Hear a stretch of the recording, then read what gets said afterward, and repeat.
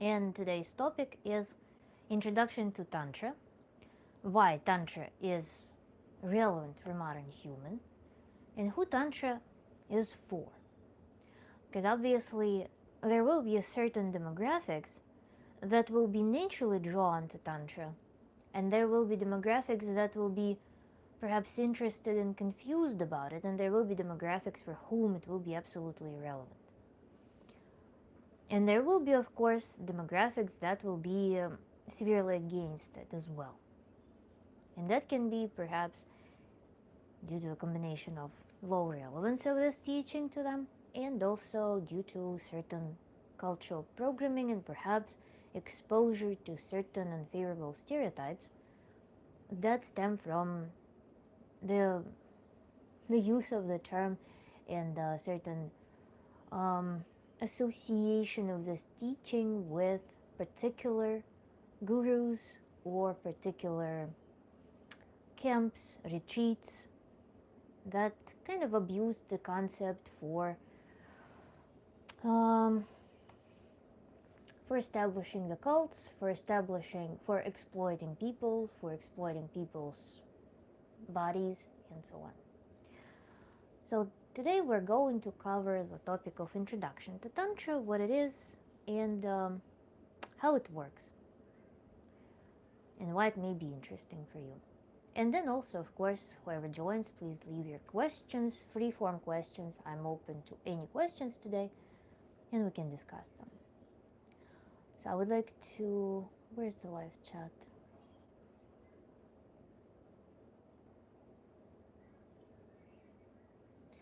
Whoever is on right now, please drop something in the chat for me such that I see that it works. I also would like to know if you can hear me well. So please, if you don't mind, drop something in the chat right now. Hello. Hello. Great. So the chat is working because it's not displaying without any messages in it. So thank you for cooperation, and we're going to begin. So introduction to Tantra. Whoever joins later, we can see it in the recording and we can repeat certain things. Introduction to Tantra. What is Tantra? Tantra, if I was to briefly describe it, is, if I was to use a synonym, some term that encompasses it, is the teaching of unity and authenticity. This is how I understand Tantra. But the pursuit of authenticity, the pursuit of wholeness, will take on absolutely custom, absolutely different forms for everyone. And moreover, it's false to think that the pursuit of authenticity and wholeness is like one and done thing. Like once you do it and then you suddenly achieved it. No, it's a process that requires the lifelong commitment, where you are open to doing revisions, where you come and revisit, am I living in accordance to my authenticity right now? When something goes wrong, when you feel that something in your life is not normal, that something in your life is not satisfying, when you're not enjoying life, when you're incapable of enjoying life, this is the trigger. This must be a trigger for you to go and revisit. Are you living authentically in the moment? Are you living in a wholeness with your entire self? So this is where Tantra comes in handy. And when we think about mastering Tantra, when we're thinking about acquiring Tantric skills, this is literally to learn the tools that exist that you can use your entire life, that you can add to. It's not that you go, for example, through work with a Tantra coach, or you take a Tantra course, and you figured your life, your life suddenly becomes insured from any difficulties, from any problems, and you're just like going to live in this perpetual bliss. No. But you will get tools that will allow you to achieve this state whenever something spontaneous, whenever something out of the ordinary comes your way. So you're going to be equipped. This is what it means. This is what it means to be a Tantric practitioner, Tantric master. This is when you also learn another important skill that it teaches you. It gives you the baseline, how it is to feel fully relaxed, how it feels to be fully embody it. You start practicing it, at least like little pieces at a time, but you get exposed to that, and it becomes something that gets rooted in your mind. You become aware of that, of existence of that, and it becomes your baseline.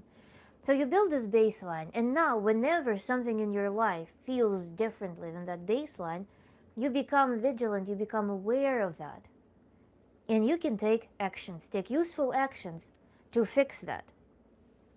This is what practicing Tantra gives you. Again, it's not the door to not having problems ever. No, it's not. It is the door to having skills. You learn the skills how to navigate the problems. And this is what makes it so useful for the modern human, because our world changes very rapidly. Our world throws so many things at you. PLXTD, yes, I can see your comments. The world throws so many things at you daily.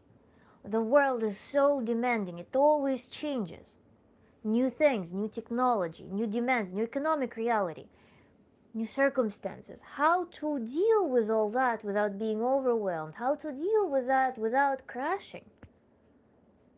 Tantra can teach you the skill of that through centering, through becoming an observer, through working with your focus, through being able to rest, and through finding the internal supports, through finding the external supports, through, can you feel my, what? No, can you feel my energy? Not quite. I see a lot of emojis. Said hi, okay, hi everyone. Hello everyone, please drop your comments. Preferably, any comments are welcome, but preferably let's stick with the topic. So modern human may benefit from that, from this perspective of the complexity of the modern world. But I don't want to focus only on that. The world is so hard, the world is so unpredictable, the world is so difficult to handle. I don't want to stick with that, because it kind of puts a human in this victimized state. I want to also focus on the value of Tantric teaching for getting higher in life. Did you just fart? No, I didn't fart. It also helps you to acquire the skill of managing your creatorship. And this is something that sits above zero, because when we think about how world is a difficult, complex, hard to handle place, we think about kind of below zero. This is the space of struggle. But Tantra also gives you tools to live above zero. If you have aspirations in life, if you actually connect with your creatorship, if you connect with your bigger, with your more grand part of personality that actually distinguishes human from the rest of the animal kingdom. If you want to live in that plane, there are also tools for that, because the creatorship requires several skills. Creatorship, I would name, as a synonym for giving. Giving and receiving, conducting and giving. A lot of people, especially with trauma, especially with certain conditioning, with harmful social adaptations that suppress them, that make them depressed, develop the state inside that prevent them from being able to receive, conduct and give, to create. Leadership is giving, conducting and giving freely. Creatorship is receiving, conducting, transforming with your intelligence, with your creative talents, transforming and giving. This is the act of giving. And to give, you need to not rely on some external limited supply of energy. For example, you know how some people, they will feed off other people. They will feed energy from others. They're not going to be self-sustainable. They will not be able to practice self-reliance, energetic self-reliance, or regulatory self-reliance. They're not going to be doing that, and this is the result of a trauma. Changing that will be required to make this person a creator, because you can have any talents, multitude of talents. If you have such things as, like, for example, narcissistic trauma, you're not going to just streamline realize your talents. You're not going to be contributing into the world in accordance to your highest imagination, your creatorship. You're not going to be doing that because there will be trauma on the way of that. Imagine yourself as a conductor, some like fiber optics. Fiber optics is designed to take light, take information, conduct it, and output it. And when fiber optic cable, for example, is like busted, when it's like squeezed, squished, crashed inside, it's not going to conduct. And this is the state of lots of people because of the trauma. Trauma being, I like to reframe trauma not as a perhaps you may disagree with this definition, but I would reframe trauma as adaptation that no longer serves you. So anything that you learn, for example, you adapted to, I don't know, to your parents being very unpredictable, being violent, being like hitting you on the head every time you say the word apple, let's say. This is a trauma. You go into the world, the teaching, the adaptation to that phenomenon is no longer relevant. Your parents are no longer relevant for you. If you want to live in the world, if you managed to step out of that system. You step out of the system, adaptations that you developed in that system are irrelevant. And nowadays too, with the changed world, with the pace of, with the very high paced changes in the world, a lot of the things that people learn in childhood in their families becomes irrelevant for what they want to accomplish in the world in their life. Because if we were in the past sometime, for example, you're born into a peasant family. Your father is a peasant, your mother is a peasant. It's likely that you're not going to move socially anywhere. So the teachings of your dad and your mom, they will be relevant for you. They will teach you how to be a peasant and you're going to be a peasant. So you will grow up effectively without trauma because everything, even something that damages you psychologically, will be useful for you in the future because you need to keep adapting to the same system that your parents brought you into. Nowadays, with very diverse economic landscape, with changing culture, changing society, with a lot of the possibilities, especially in the Western world, or at least larger scope of possibilities, because of course there are certain inhibitions, let's say, in the social ladder. With nowadays system, the adaptations of your parents are irrelevant. You can be a child who grows up in the family of some poor alcoholics, but you happen to be very talented. And if you want to live differently, if you did not inherit their addictive personality, if you did not inherit their wasteful behaviors, if you actually exploit and embrace other part of your genetics that, for example, is capable of strategizing, is capable of discipline, is capable of managing your emotions differently, not through addiction, but through something else, through creativity, then what are you going to do? Your parents taught you this skill set. Your parents gave you the trauma that allowed you to survive in that family system with addicts, with people with explosive, unpredictable, non-strategic behaviors. You adapted to that. Now you need to do something with yourself in order to start living differently. You cannot keep living in the same framework if you want to embrace your talents. So you listen to your ego. You respect everything that you have. You connect with the things that you want to reinforce. You connect with your talents. You connect with your abilities.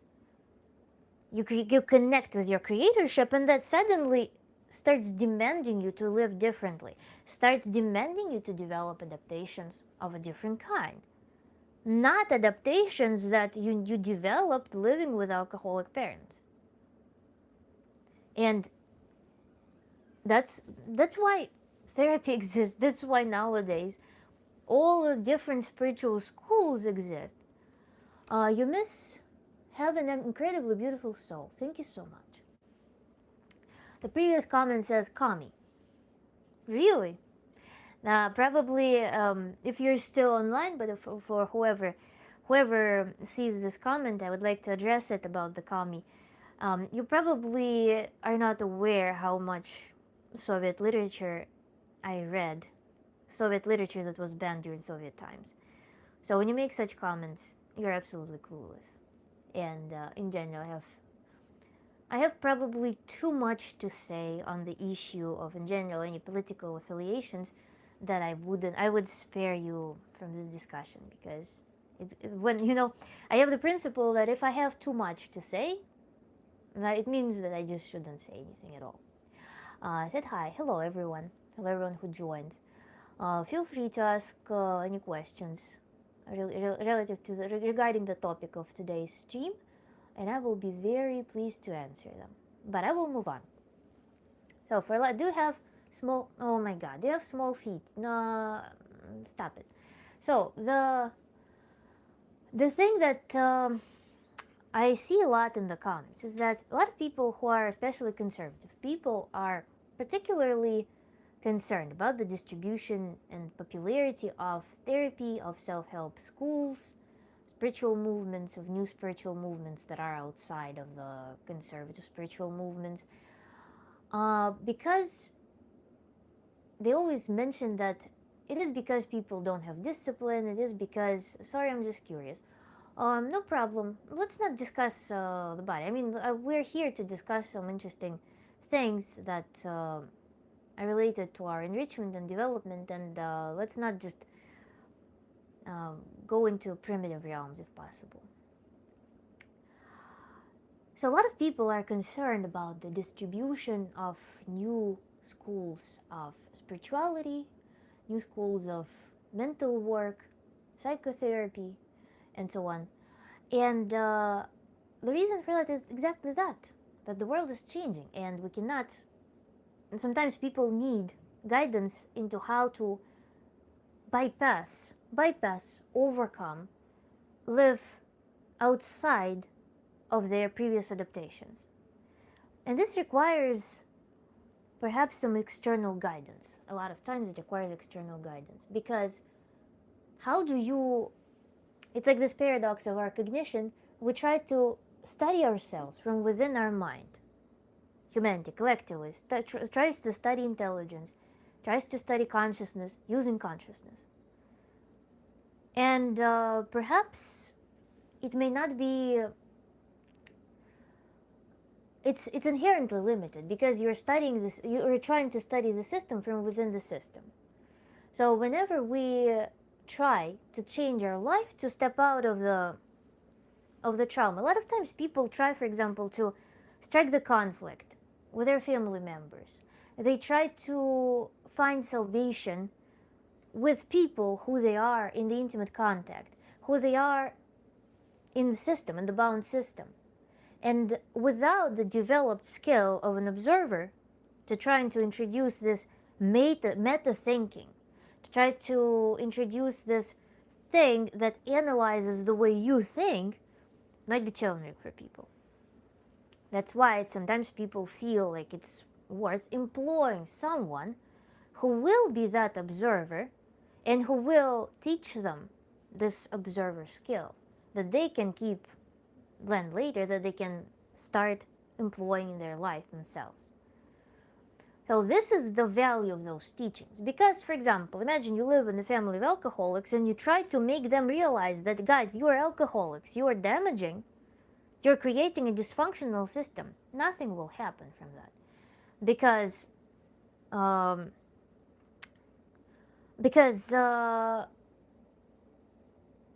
they basically, you cannot get anything from that system. And that's a fault of a lot of people who, when they try to, for example, solve their childhood trauma through their parents, they're not the people to help you solve the childhood problem. They're not the people to satisfy something that you need right now, especially if they're stuck in their development. They don't develop, they refuse.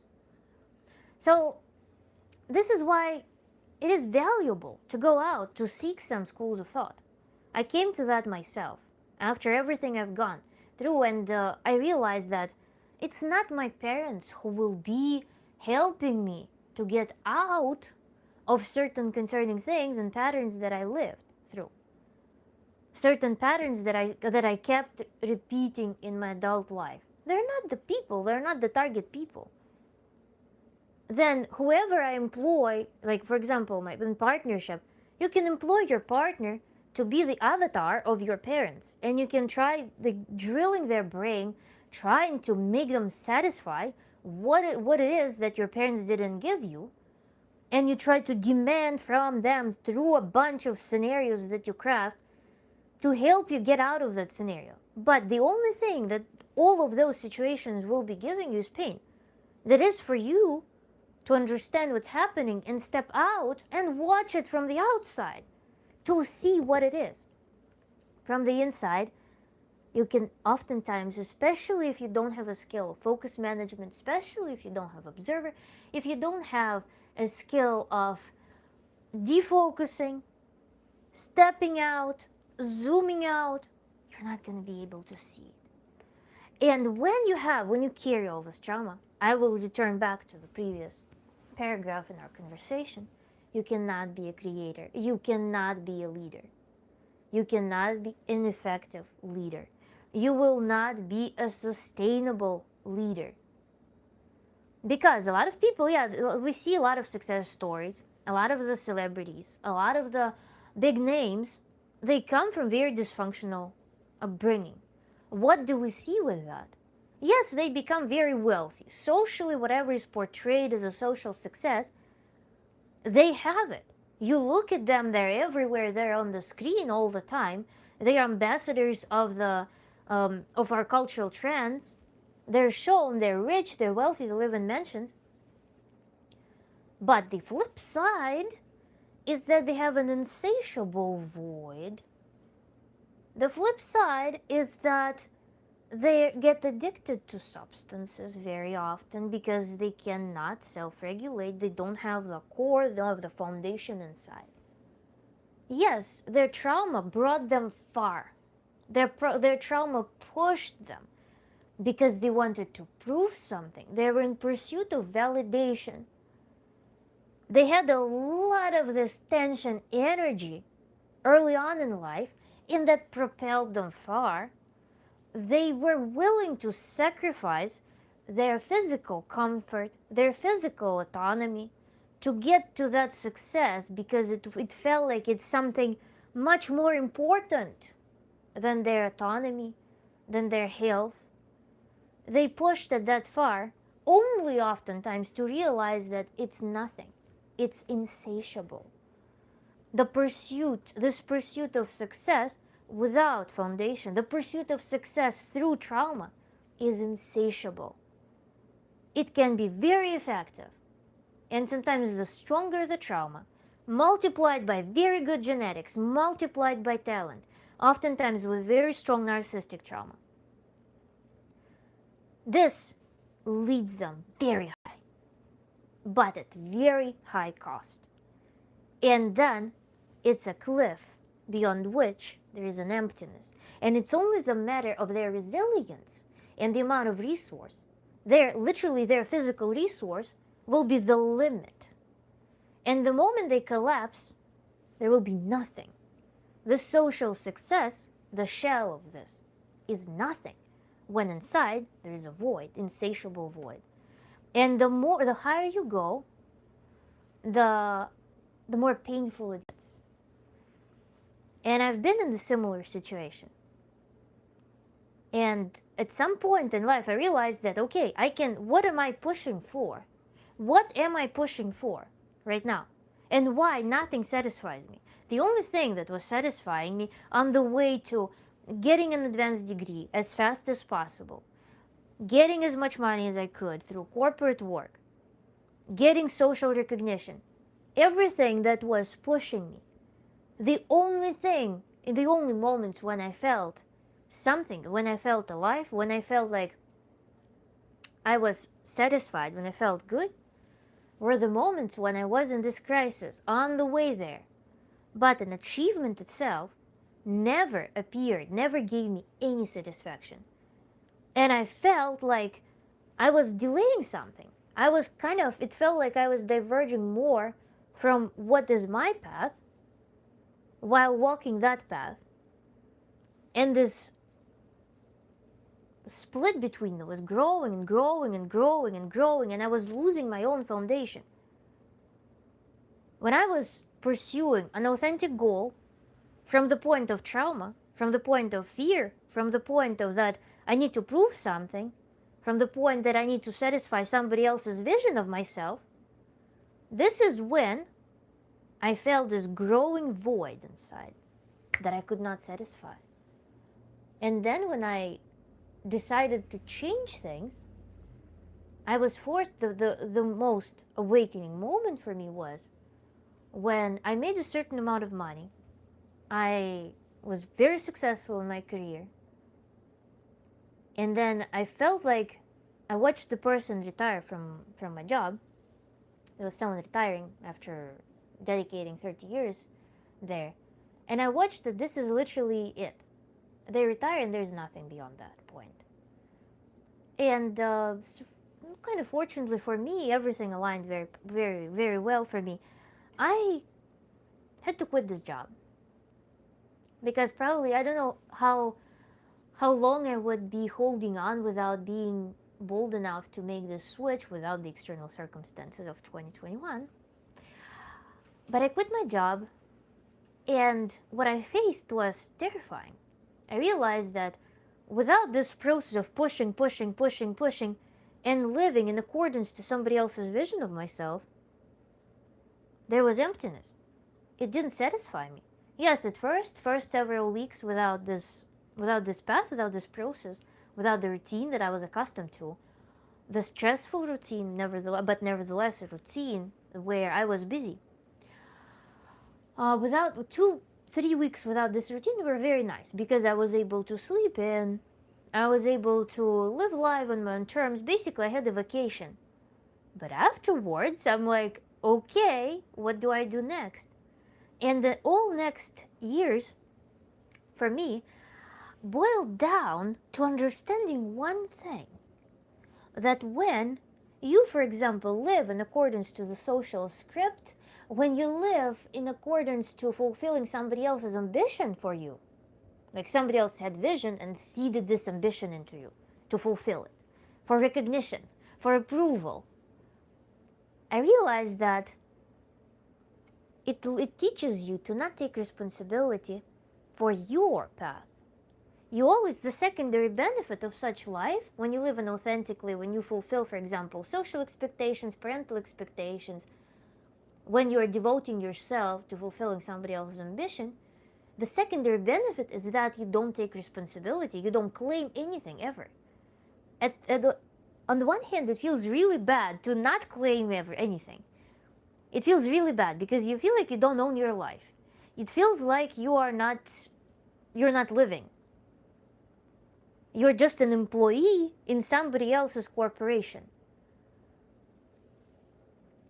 But at the same time, not taking responsibility for that, for your path, means that you're not making mistakes. You can always say that it's my mom. My mom decided it for me, and this is why I'm unhappy, la la la. But what you do, my mom decided that. My dad decided that. My family decided that for me. No. And on the one hand, it's really, really pleasant to not carry the weight of responsibility. When you can always say that it is environment, that it is my parents, and so on. You can whine about it.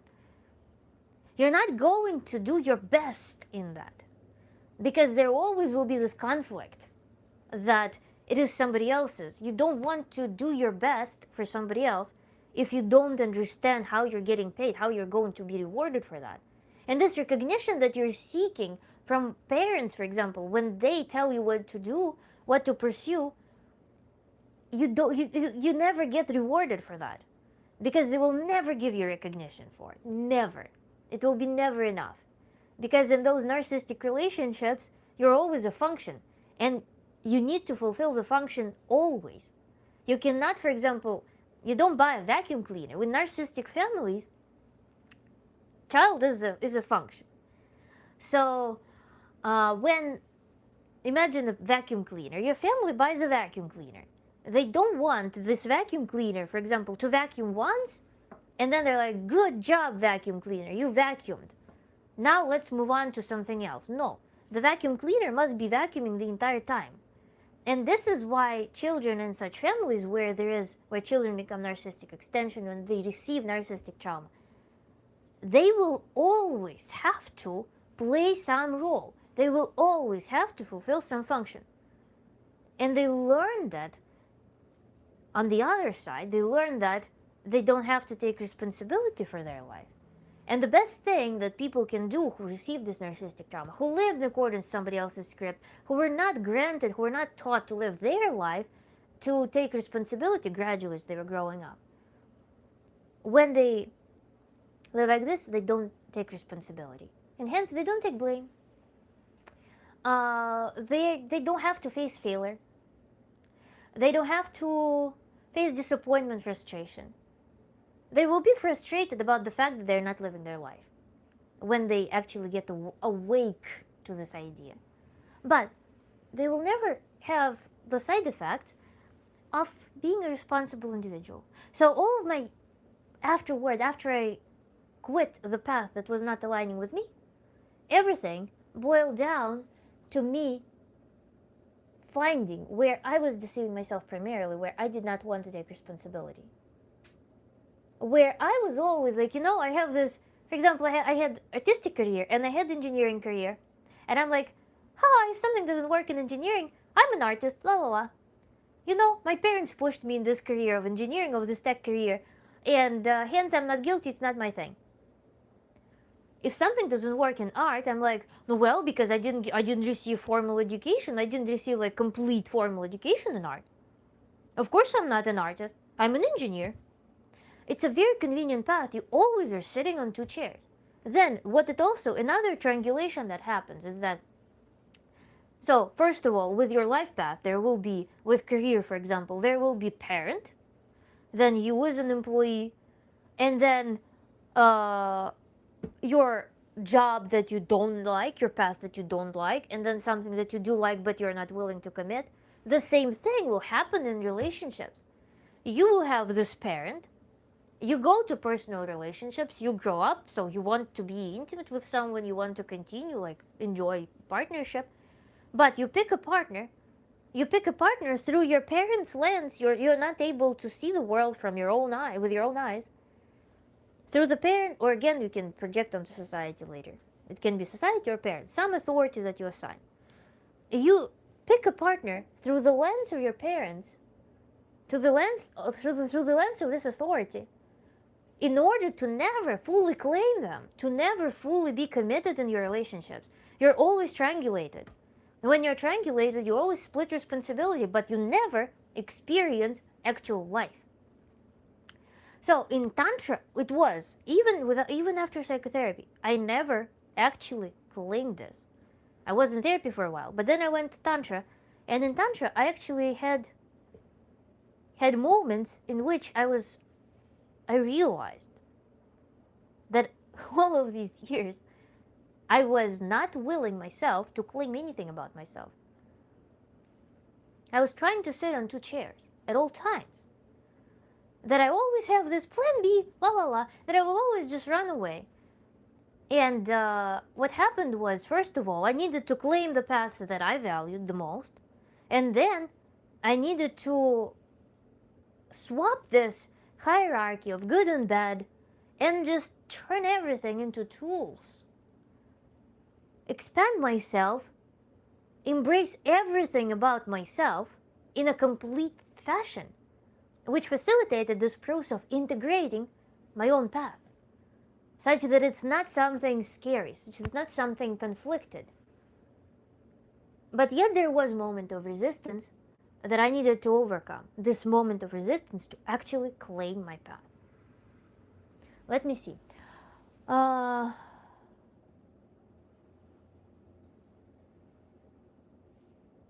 Maybe if you were to try this with someone, live there, if it were possible, would be interesting to see in your perspective in action. Someone life was possible. Yeah, actually, it would be fun to do. If you mean that if I was to work with someone in real time, yeah, it would be really cool. But it's also a very intimate process, so it must be conducted very ethically. Now I like you, miss, because you irritate a bunch of people's demons. These guys are okay. Dig your outfit. I made it. You see? It's my sushi shirt. Uh, then quote from the Bible, and he answered and said to them, have you not read that he who made them at the beginning made them male and female? So God created man in his own image, and the image of God he created him, male and female he created them. I'm not a fan of institutionalized religions, scriptures and stuff like that. And I have very strong reasons for that. And they came from life experience, not from my own superficial judgments for that. So, but thank you for sharing, I guess, the quote. That's because you're insane. It wasn't for you. Yeah, sure. That's your perspective. I hope that your God approves of you insulting people. So that was the part, yes. The conflict of not claiming something in terms of the narcissistic trauma that a lot of people actually have. In general, I think one of the things that I want to elaborate on, perhaps in my future videos, something that I've analyzed so much, is this whole attitude of narcissism and how it's demonized and looked down upon in our society. Because narcissism is everything, is a spectrum, and I think that the biggest problem, and in general the foundation of a lot of problems in the modern world and modern humans and their psychology, is conflict with their narcissistic part. So that is something that is such an interesting topic for me. And actually a lot of clients, you know how people recognize you, people come to you, people can pick you out in the crowd based on some perception, based on some cues, some body language, whatever it may be, something very subtle. You can pick your people in the crowd.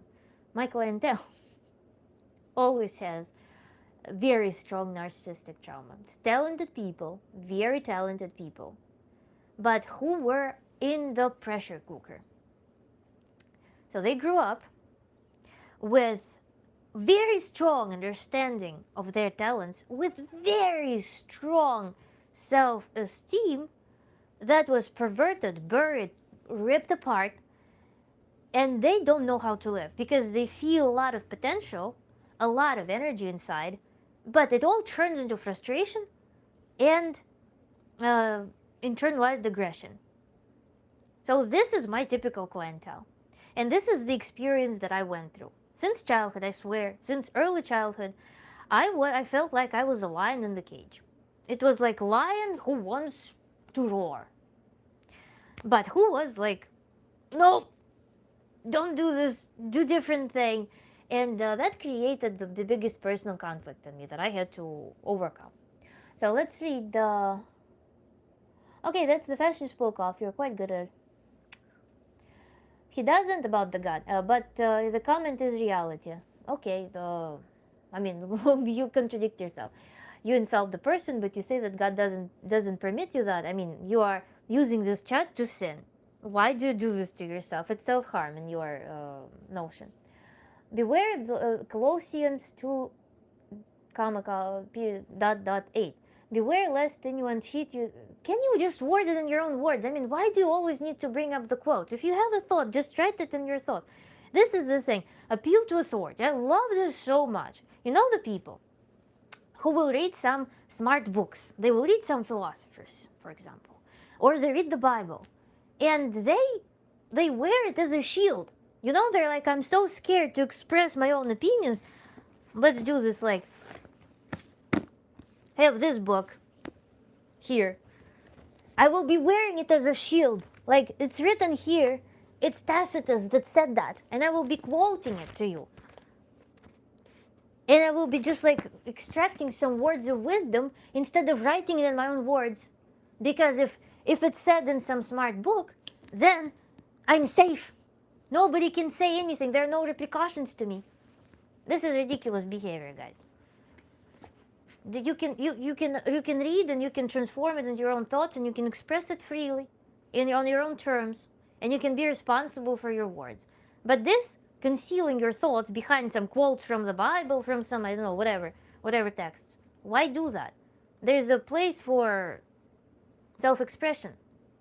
If you're scared of claiming your thoughts, this is exactly what I'm talking about.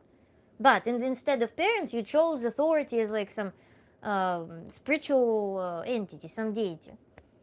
This is literally illustration of what I'm talking about. Claim your words, claim your thoughts. You can recite scripture, but you will be judged by your actions, not by your knowledge. If you're going to be judged, I mean, your son, your authorities. Narcissism is also a result of people's interactions with their environment. Those who complain about narcissism should also be aware of how they feed such personalities. That's oftentimes people who become, in general, that's partially what I want to talk about. There is narcissist, and then there's this flipped narcissism. Narcissism, when we think about grandiose narcissism, for example, I am claiming my everything, and I'm going to bring it to the world, because I think that it's the best thing. Yes, grandiose narcissism also comes with certain emotional numbness, what appears as lack of empathy. But what happens is that a grandiose narcissist rarely, which I never witnessed that, but I will say rarely because I don't know the precise percentage, a narcissist is usually born with biological adaptation for narcissism. It's never just a pure some psychological thing, woo thing, that lives separately. No, a narcissist often is built with a talent, either or, with high level of energy, either or, with certain appearance, or a complex of those. So narcissism oftentimes has a foundation. It is certain level of vitality, it is certain level of energy, it is certain level of talent, it is certain appearance, certain physical makeup. And when we think about this complex of things, there is also a group of people who don't claim their narcissism. So a narcissistic shell can be shaped either in acceptance of their narcissism, and it will be quite valid. Let's be open about it. That oftentimes it's valid. And it can take on a shape of this oppression when this narcissistic shell was pressed. When, for example, their parent felt like they need to compete with their child. They don't want their child to be better than them, stronger than them, more beautiful than them, more talented than them, have more opportunities than them. This can be that subtle thing that the child is raised with. And so this child grows into conflict. I have narcissistic side, I feel it, I know it's there, but I'm prohibited to experience it, I'm prohibited to exercise it. And these narcissists, suppressed ones, oftentimes get super attracted to the narcissist who claim their narcissism, who are at peace, in alignment with their narcissism. And what happens? They see this energy, they want it. Imagine you live in a beautiful house. You worked for it, you built it, it's a beautiful house, you enjoy it. Somebody comes to you and they're like, I want your house. I want everything beautiful that you have in your house. I want everything that you have. How would you perceive them? You perceive them as a threat. It's a threat to your well-being. You established, you organized your life in a certain way. Somebody comes and they're like, oh, you're so good. Oh, you're doing so well. Look at this. Look at you. Look at what you have. And you feel like it's a threat. What do you do when you feel a threat? You close out. And in case of narcissism, you close out your feelings, your energy flow. And that feels like this person does not give this person empathy. And they're like, oh, they don't have empathy. Because if a narcissist starts being empathetic towards you, you will consume them. You will suck their vitality out. And when a narcissist actually embraces their talents, when they embrace their creatorship, when they embrace their powerful leadership, creative side, they develop the scope of responsibilities. They develop a field in which their energy flows. They cannot afford getting you sucked into them such that they give all of theirs to you. But this is what happens in those relationships in which people will be like, oh, I'm with a narcissist, And they're so non-empathetic, they don't give me anything. Because you come to this relationship to receive permission to claim your narcissism. You go to this relationship to get this energy boost. You don't go to this relationship because you see the beautiful intention in this person. No, you don't. You see their energy that's beaming and you want it for yourself. And this is this perverted, this flipped narcissism. This is how it works. And this is what demonizes narcissism. Because narcissism comes with, yes, it comes with adaptations, with reasons for it, with adaptations, and with certain purpose. And this person, and so you just cannot expect that the narcissist with claimed narcissism on the path will be donating everything to you.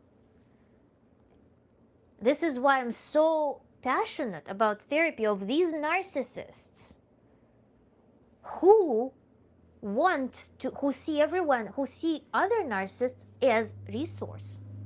This is the most dangerous category of narcissists. Suppressed narcissists with conflict with their narcissistic side that don't put an effort into claiming, like I was not claiming. I was an incredibly toxic person to a lot of people because I was not claiming my narcissism. I was not claiming my path. I was not willing to take responsibility. I realized that. I felt like I lived in the world that was so unfriendly in some sense. Especially in like close relationships. In distant relationships, I had very good distant relationships. Close relationships would be so much tension until I realized that I was this person. I was this person who would just adhere to someone and want to receive resource from them. But I needed to reclaim it for myself. This is why I'm working with those. They see me. They come to me. They come to me to work with me. And this is my art. This is how it happened. They recognize this in me. And they come to work with me. And yes, it's very challenging. But this work can be the best thing, the best therapy for a lot of people. Because being in conflict with narcissism, living in general in the paradigm that demonizes narcissism, is really harmful. Really harmful. So I know I also hate people who always quote like they're incapable of authentic thought and depend on external influence. I don't per se, I hate the phenomenon. and it's interesting to analyze why people do that. Say the thing. Why do you need an author? Why do you put someone above your consciousness? In general, I was thinking about it. People like to, in certain circles, people like to talk about which books they read, which authors are their favorite authors, and how important it is to read as much. And then those are the people who quote the books. They quote the books. I read so much in my childhood, as a teenager, in my young 20s, my early 20s. I was reading a ton of classical literature I was reading. But I won't be able to quote anything almost. Because, and my understanding of that, just talk to me, ask me about things. Everything I read, everything I watched, everything I heard, I processed and it became my thoughts. Let's just chat. Like, why do we need to exchange those, like, page 126. So it was said here. I made a note here. Why do we need that? We're individuals. I mean, everyone can go into the book, into the library, and read it. Let's exchange original thoughts that are the process of our conversion of this information, of our interaction with the world. Narcissism that can be seen as adaptive response to one's environment, also as a result of people's admiration of their talents, for example. The well-endowed won't interact like those who aren't. Yeah. Then next one, I'm a Christian and I never cite the HB because my memory is crap. Okay, the entire narrative makes sense to me though. Then the next comment, yeah, they just survived spiritual assassin. It was brutal. Feel free to share more about your experience. Sounds you worded so extremely and interestingly. She-Hulk. sure. Not sure what you mean by that, but you can feel free to elaborate, guys. So on the narcissism, it's very, very passionate topic of mine. And there's a lot of hurt narcissism. And hurt narcissism is the evil, I think, in my opinion, the hurt narcissism. Because the hurt narcissism breeds this parasitic interaction, this envy, destruction, and more importantly, it limits the number of creators that we have. The creators who claim themselves, who are not coming from the hurt space, but who actually clear themselves for being the ideal conductors, for being the ideal creators, the givers. The person who cleared this block inside and actually suppressed narcissist will not be breathing all the way through. They won't be. They always have a block here, in some of the, somewhere on the way of air. They will have this body manifestation. There's a lot of tension there when you're not in full alignment with yourself. So this hurt narcissism is limiting human potential so much. And another dangerous thing about the perverse narcissism, suppressed narcissism, is admiration of authority. Narcissism is yearning for power. It's not yearning for power. It's not, you're thinking hierarchically. Hurt narcissism will be yearning for power. And that's what I want to actually go for. Because hurt narcissist will always have the demand for validation, which means that they will be looking up for something, some authority. They will be craving some authority that will validate them, but that will never validate them. And they will be looking at people beneath them. They will be objecting. They will be disliking, objecting, blaming, judging people beneath them who will be admiring them, but who will never be giving them the fulfillment that they would want to get from someone who is so above them and that will never give them this satisfaction, this acceptance. So narcissists that are not claimed narcissists, the flipped narcissists, they live in hierarchy. They have someone absolutely strongly distant from them mentally. In their mental space, they will, for example, find a grandiose narcissist who will be very above them, and they will look for their validation that they will never give because they will object them. They will be protected from them. They don't want that. They don't want to give that. But they will be yearning for that. Please, give me that. I want to be grandiose too. Notice me. But they will also have very strong judgment to people that they will consider below them. So they live in the vertical. My therapeutic goal when I'm working with those narcissists is to gradually turn this into this, and to make people recognize that the only thing that can validate them is themselves by taking responsibility. Responsibility for your path. That's all you need. There is no entity in the world that can validate, that can satisfy the flipped, hurt narcissist. None. Either you will be looking at some absolute psychopaths admiring them, that will never pay attention to you, that will never give you validation. Or you are going to be looking down at people who will be, for example, saying thank you for your services, who will be looking at you, be like, you do so well in life. You will be like, huh, you dirt, mud, peh, get out of here.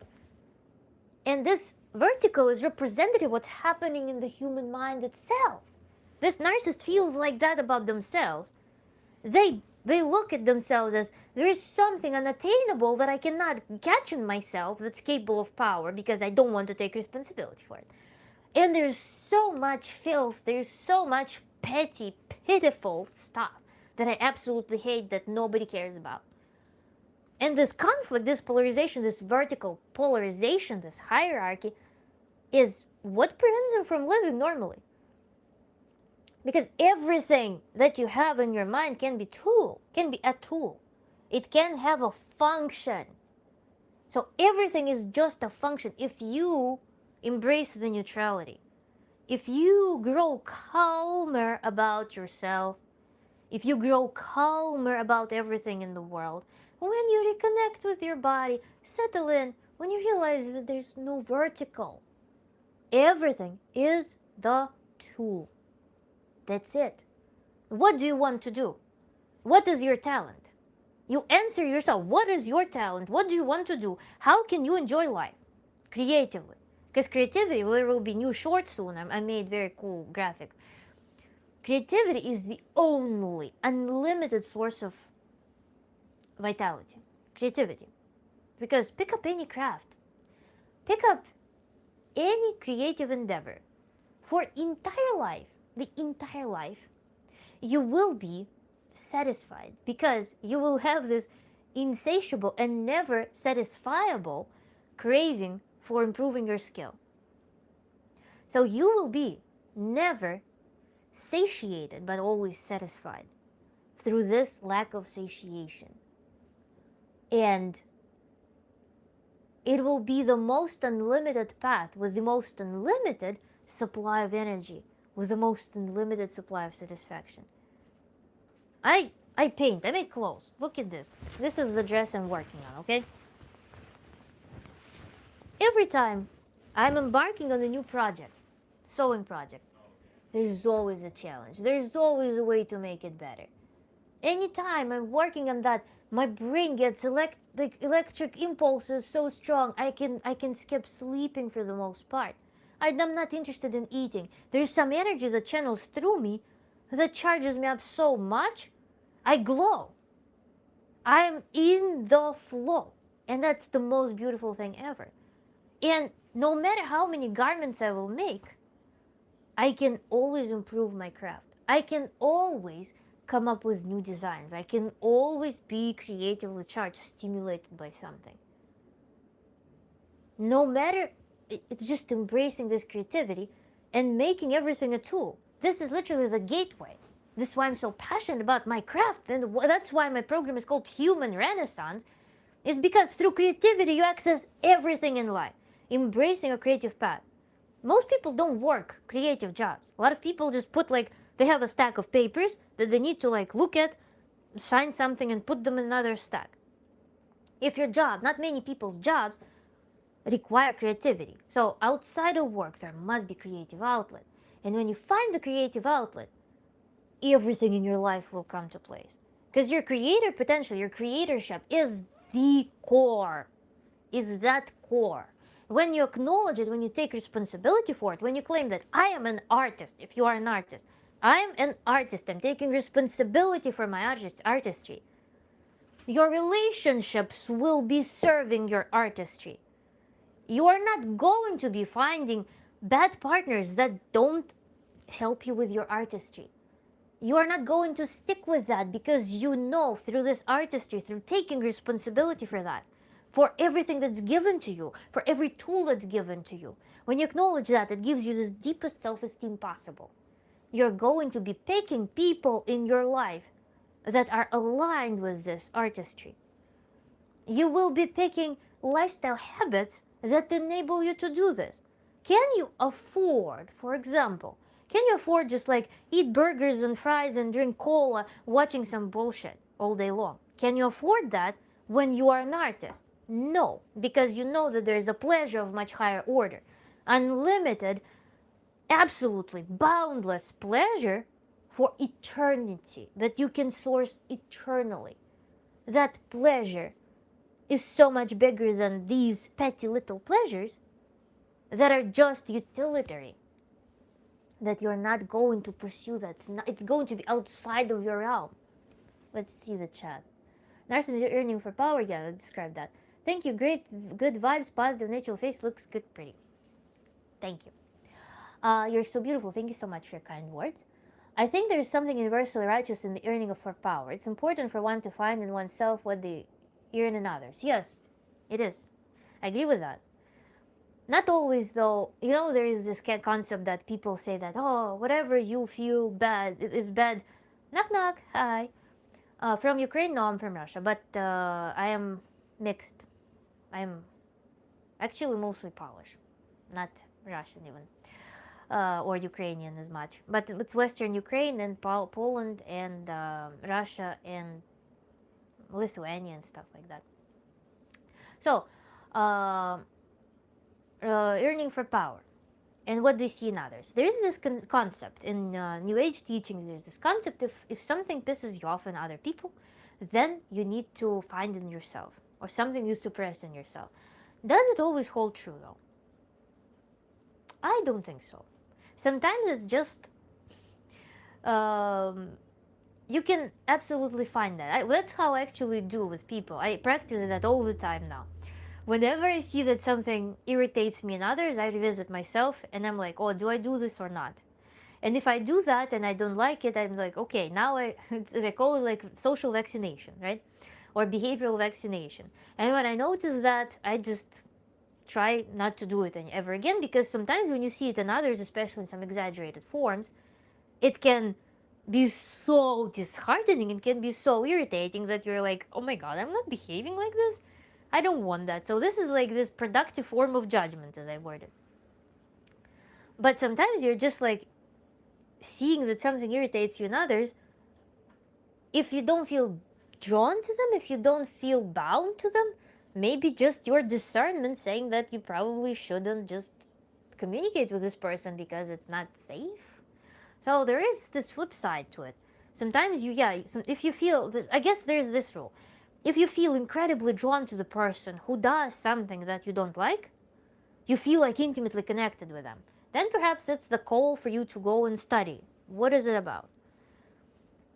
But if it's just some basic discernment that someone is screaming on the street and like does some obscene things, then it's probably not that you need to give yourself more freedom. No, it's probably just your animal self telling you that don't come close, type of thing. So it's complex. Pittsburgh, Mississippi, thank you for the live show. Thank you so much. Ask your questions. Very open to them. You know, we have very high magnitude of different spread between the questions. I guess think perhaps you have something to add to the topic of today's stream. You can see the title. We're talking about the Tantra, actually. Everything I've been talking about so far is Tantra. And also how it applies to modern human. By the way, another thing that I want to discuss, it's in the title to this live stream, is who is Tantra for?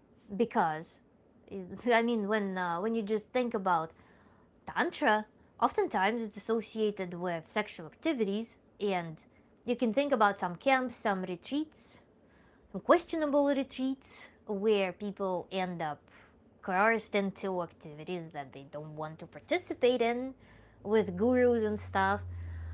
So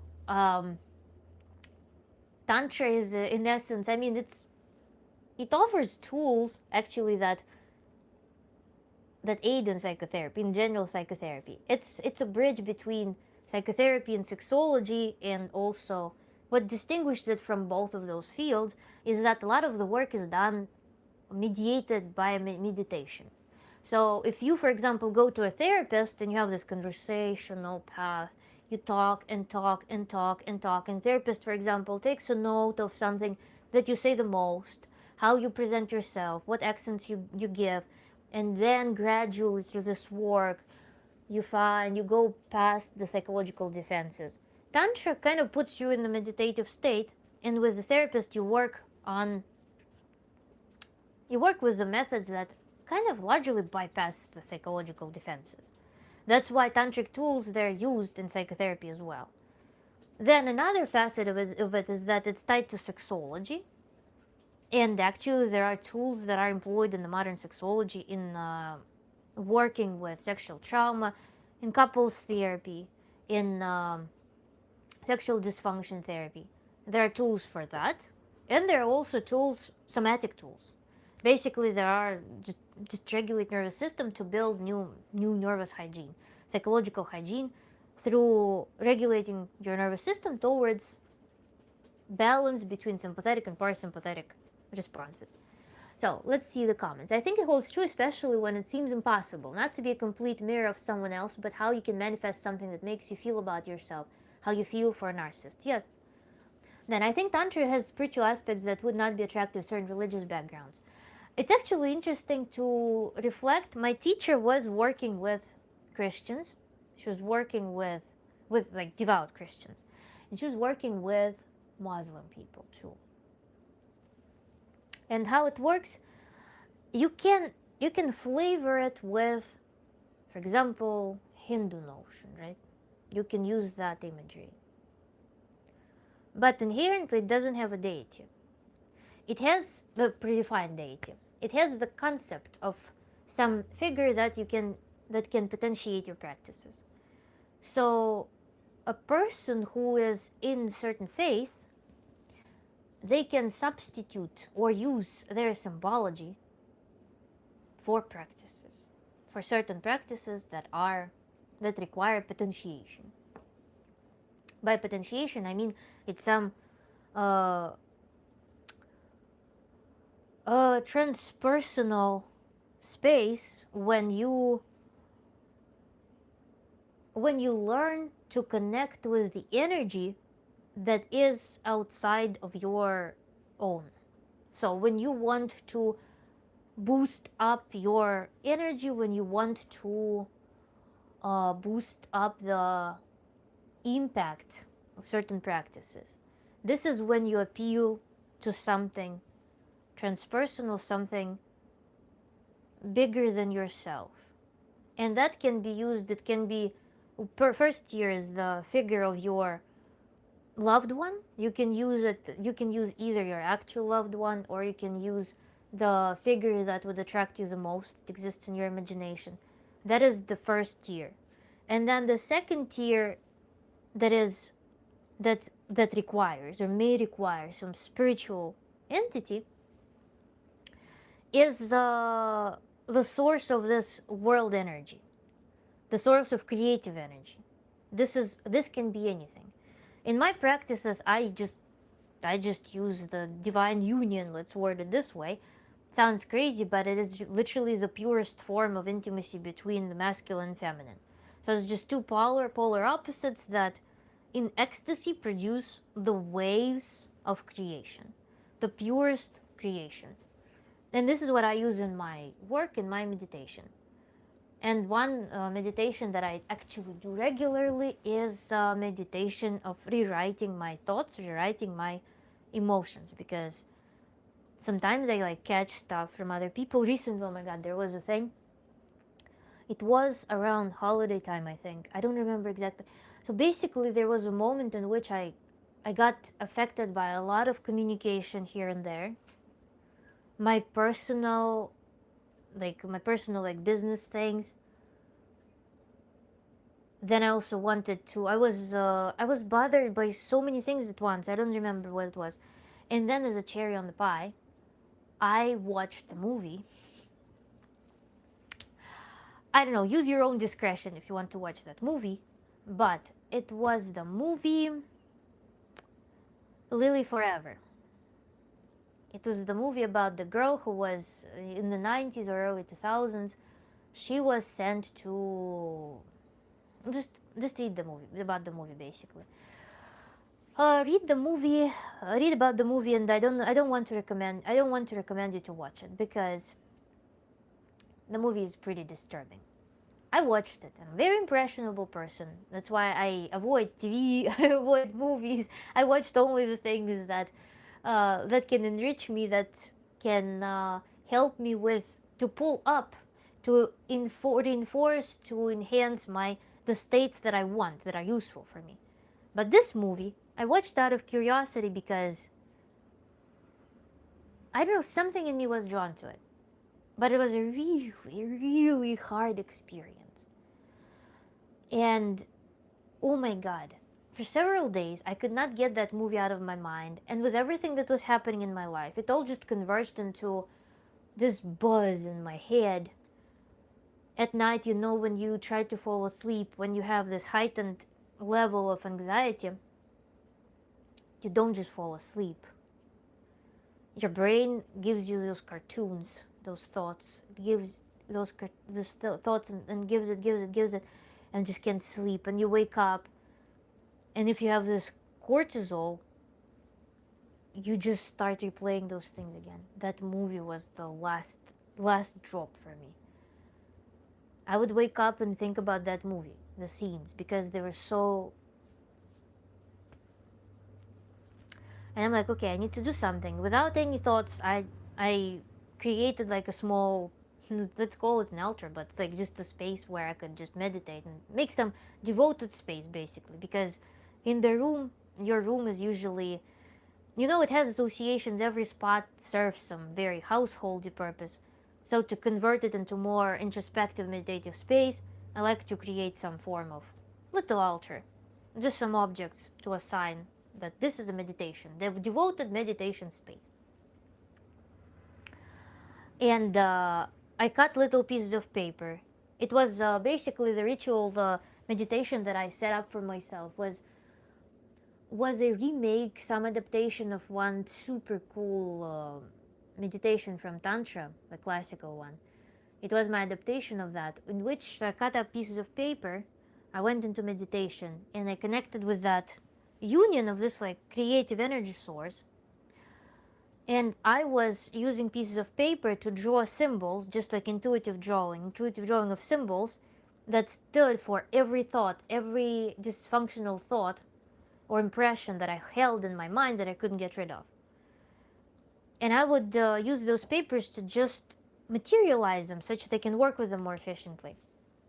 And so inside of this meditation, I was doing the drawing and I was reconnecting with this creative source. And basically the process, the meditation that I was doing, I was rewriting those thoughts. I was healing those thoughts. So if this is some dysfunctional scenario in the movie, let's say, I am using this creative source, this purest love, this purest interaction. I'm using it to heal what was happening in this movie. And I'm watching it as I'm healing it. So in meditation, I'm watching it. I'm watching it, I'm perceiving it. It's a clear, untainted perception. It's not a rational thought. I'm watching it. I'm enabling it, I'm watching it. Which means that I'm rewriting the impressions in my mind. And I'm not stopping until I feel pure about it. I feel all full purity. It's beautiful now. And I go like, when this is done, I rip the paper, throw it away, take another one, connect with another thing that I don't like right now about me, about my thoughts, about my experiences. I connect with that. I draw a symbol. What is it? I draw it, materialize it. Now I connect with it, and I meditate on this thing, and I heal that scenario. I rewrite it in my mind, and I'm watching it becoming better. When I'm done, I'm not settling until I'm fully done, until I'm fully satisfied with what I'm creating. I rip it, I throw it away, move on to the next one. And through that, I worked with every concept, every imagery, everything that I caught, everything negative that I caught from the environment. I worked with that. It took me 2 hours. It was a long ritual, it was a long process, but it was an incredibly liberating, healing experience. It works wonders because it's not just, no, it's okay, it's just a movie. All of that is a rational concept. Your brain already plays this movie in your head. You cannot just take this movie and cancel it like, it's okay. No. It triggered so much to such extent stronger response in your entire self. You cannot just use rational phrase to cancel it. Or you're observing certain like relationship thing, or you get pulled into somebody else's problem, and you're triggered to think about it. You think about it, and it turns into this whole movie again in your head. So to change the whole movie, you need to devote your full focus and remake the movie such that you break the attachment with it. Because we have an attachment to something that we think we can fix. Those like ill attachments are when we think that we're going to fix it. There's my responsibility. I'm responsible for it. I need to hold on to it. We need to hold on to it because we feel responsible. We think that we can fix it. We can change it. So you need to change it. You go in the meditation and you change it. Inside, in full focus, you devote your full focus to it. And you make it beautiful. And you don't stop until it is as beautiful as it corresponds to this purest source of life, this pulse of life, creative force, pleasure, ecstasy, pure love. That's how it works. I know not much about Tantra. Does it perceive that bodily experience are essential to spiritual engagement? what is spiritual engagement and what is bodily experiences. I don't like the dichotomy of that. And I had debates with people in pursuit of spirituality that just started doing that, and they were denouncing their association with the material world. And this always was in conflict with me, because our body, I believe in general, I think that soul is an electromagnetic property, what people perceive as soul is electromagnetic property of our body. How can we denounce association with physical world when this physical world is producing this electromagnetic property? So, I don't believe that they can be separated. Then another notion that is used in Tantra is that that body is a materialized psyche. What happens in your body and what happens in your psyche are in entanglement. They're entangled. So, speaking about essentialism, whether bodily experience are essential to spiritual engagement, I wouldn't use such a strong word, but I would just think from it as a perspective of how they relate. Because remember, I made the video that I was performing facial massages. I was removing certain tensions in my face that I identified. Why did I have those tensions? Because sometimes there and then I was scared, so I did this. I was scared, my body adapted to that. Then I was scared again and again and again, so my face adapted to wear this.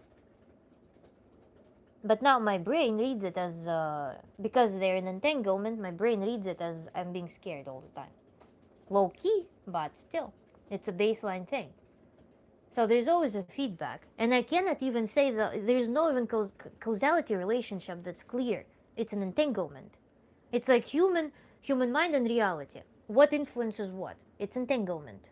We cannot separate the two. But if you feel like you can change something, you change something. So you take on this leading path, actionable leading path, to change it. If you, for example, feel like you have tension in your pelvic floor, you might not be aware that you received certain sexual trauma, for example, but you feel that there's physical dysfunction. Where will you start working on it? You probably will explore, what about this pelvic floor is, where is the dysfunction? You start connecting with this dysfunction, with this tension, and through that your brain might start remembering. Or if you feel like there is dysfunction in your pelvic floor, you remember that there was an event that was traumatic, sexually traumatic, and you start working on it in your mind, and then you gradually go into awareness and start working with your pelvic floor. So what's first? It just depends on where it is easiest for you to connect and take an action, but they're always in entanglement. It's inseparable. Mind and reality, mind and body, all of these things live like this. Attachment is also resonance, to see oneself in another because it's true, we're one, we're resonance of a similar source. It's good when it's resonance.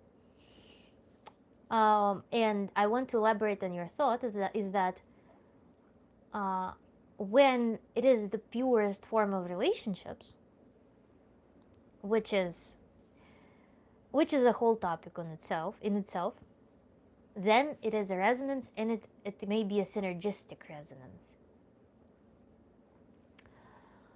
But when there is when relationships between people and attachments, as I mentioned earlier, become this parasitic grip, because a lot of times we see what love is perceived as this. People grip to each other and fall down like rocks on the bottom. They don't come to each other and create this synergistic spark that just starts going up and expand creatively. It becomes quite the opposite. The relationships become an impediment on the way of creatorship. And people, let's call it settle. That's what we see as settling in couples. That's why their intimacy dies very rapidly. They don't develop, Their romantic attachment dies out of nowhere. Why?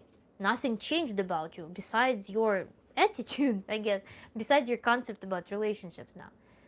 And so the resonance becomes, to, like, I will use semiconductor notion if you don't mind. Electron and hole recombined and dropped, is settled to the lower energy state. But you can achieve superconductivity in relationship when you purify relation, when you demand absolute purification from relationships, when you remove everything from relationship that doesn't belong to it, and you see it purely as relationship, and you come to it with devotion, like we do in the very beginning of relationships usually. Okay, about spiritual assassin.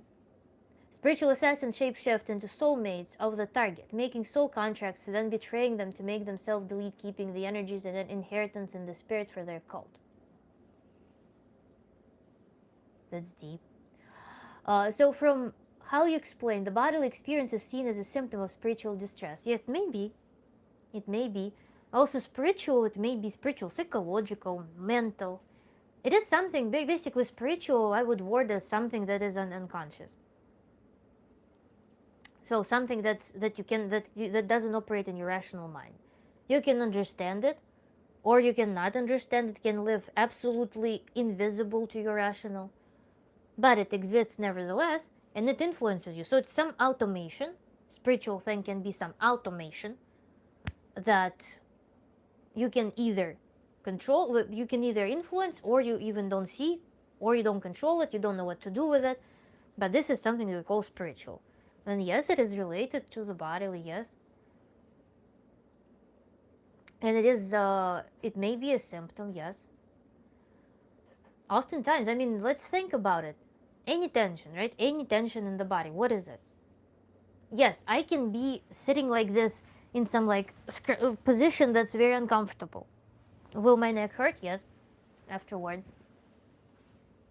Why do I choose to sit uncomfortably? Why don't I pursue sitting comfortably?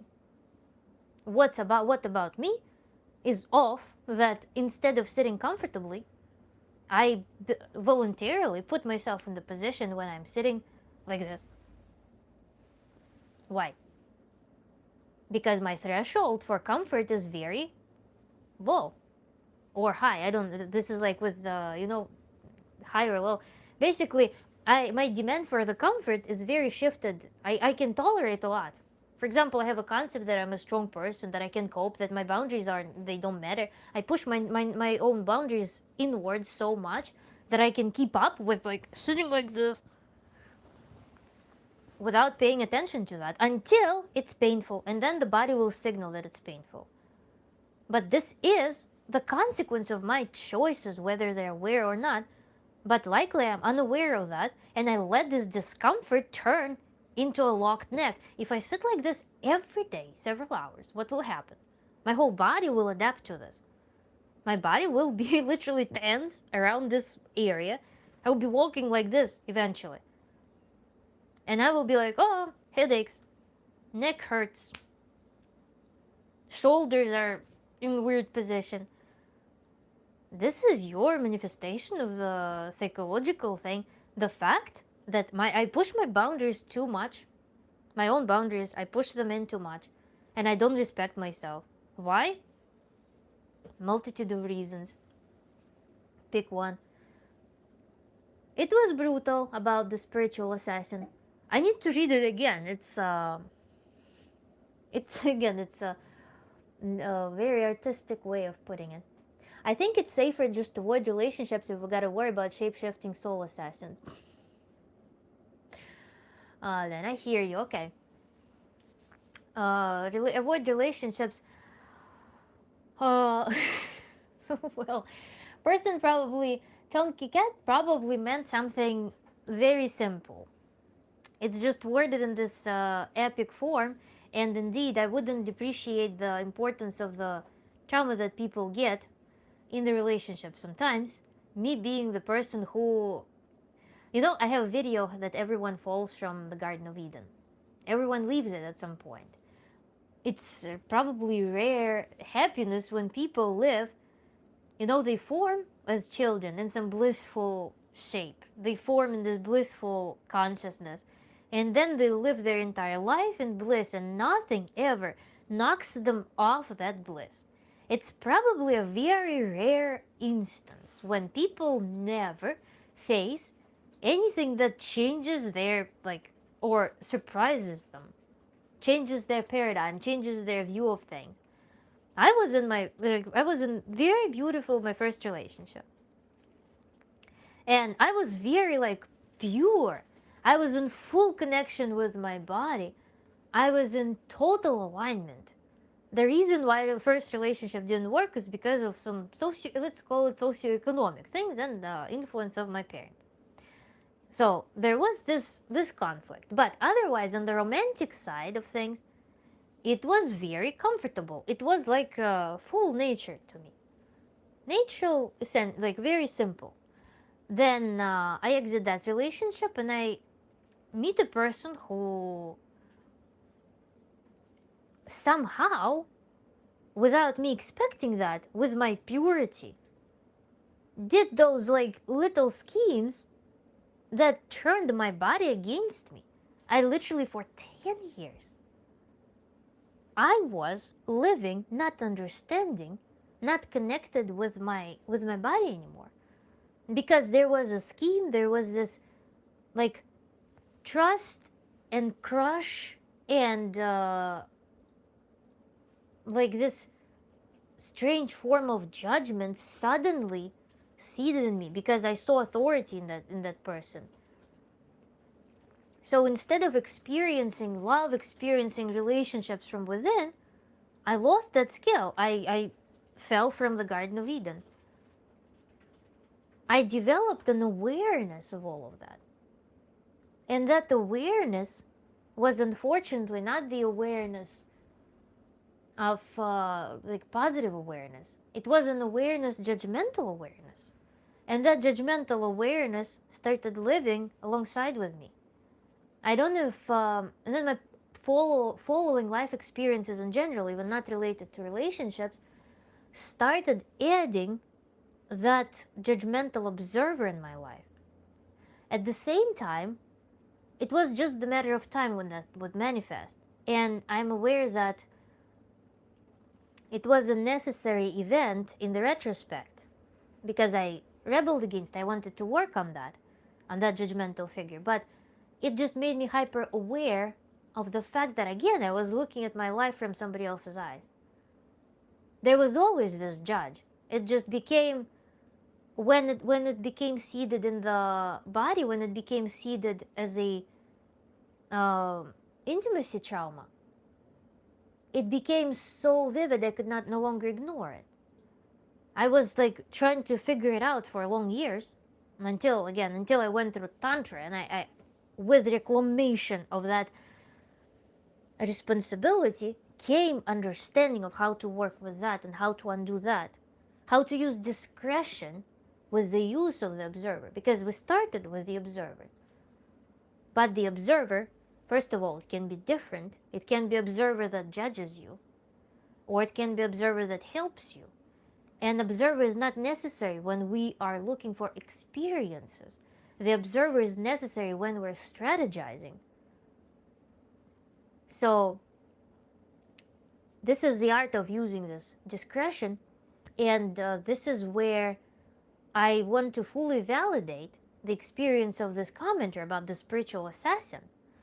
Because perhaps this is this euphemism or this cryptic form of saying something that a lot of people actually experience, when suddenly from your purity, from your innocence, from clean, embodied experiences, you meet someone who somehow, knowing your vulnerabilities, they find the words, they find the moments, they find the point and the button to push to break the whole system.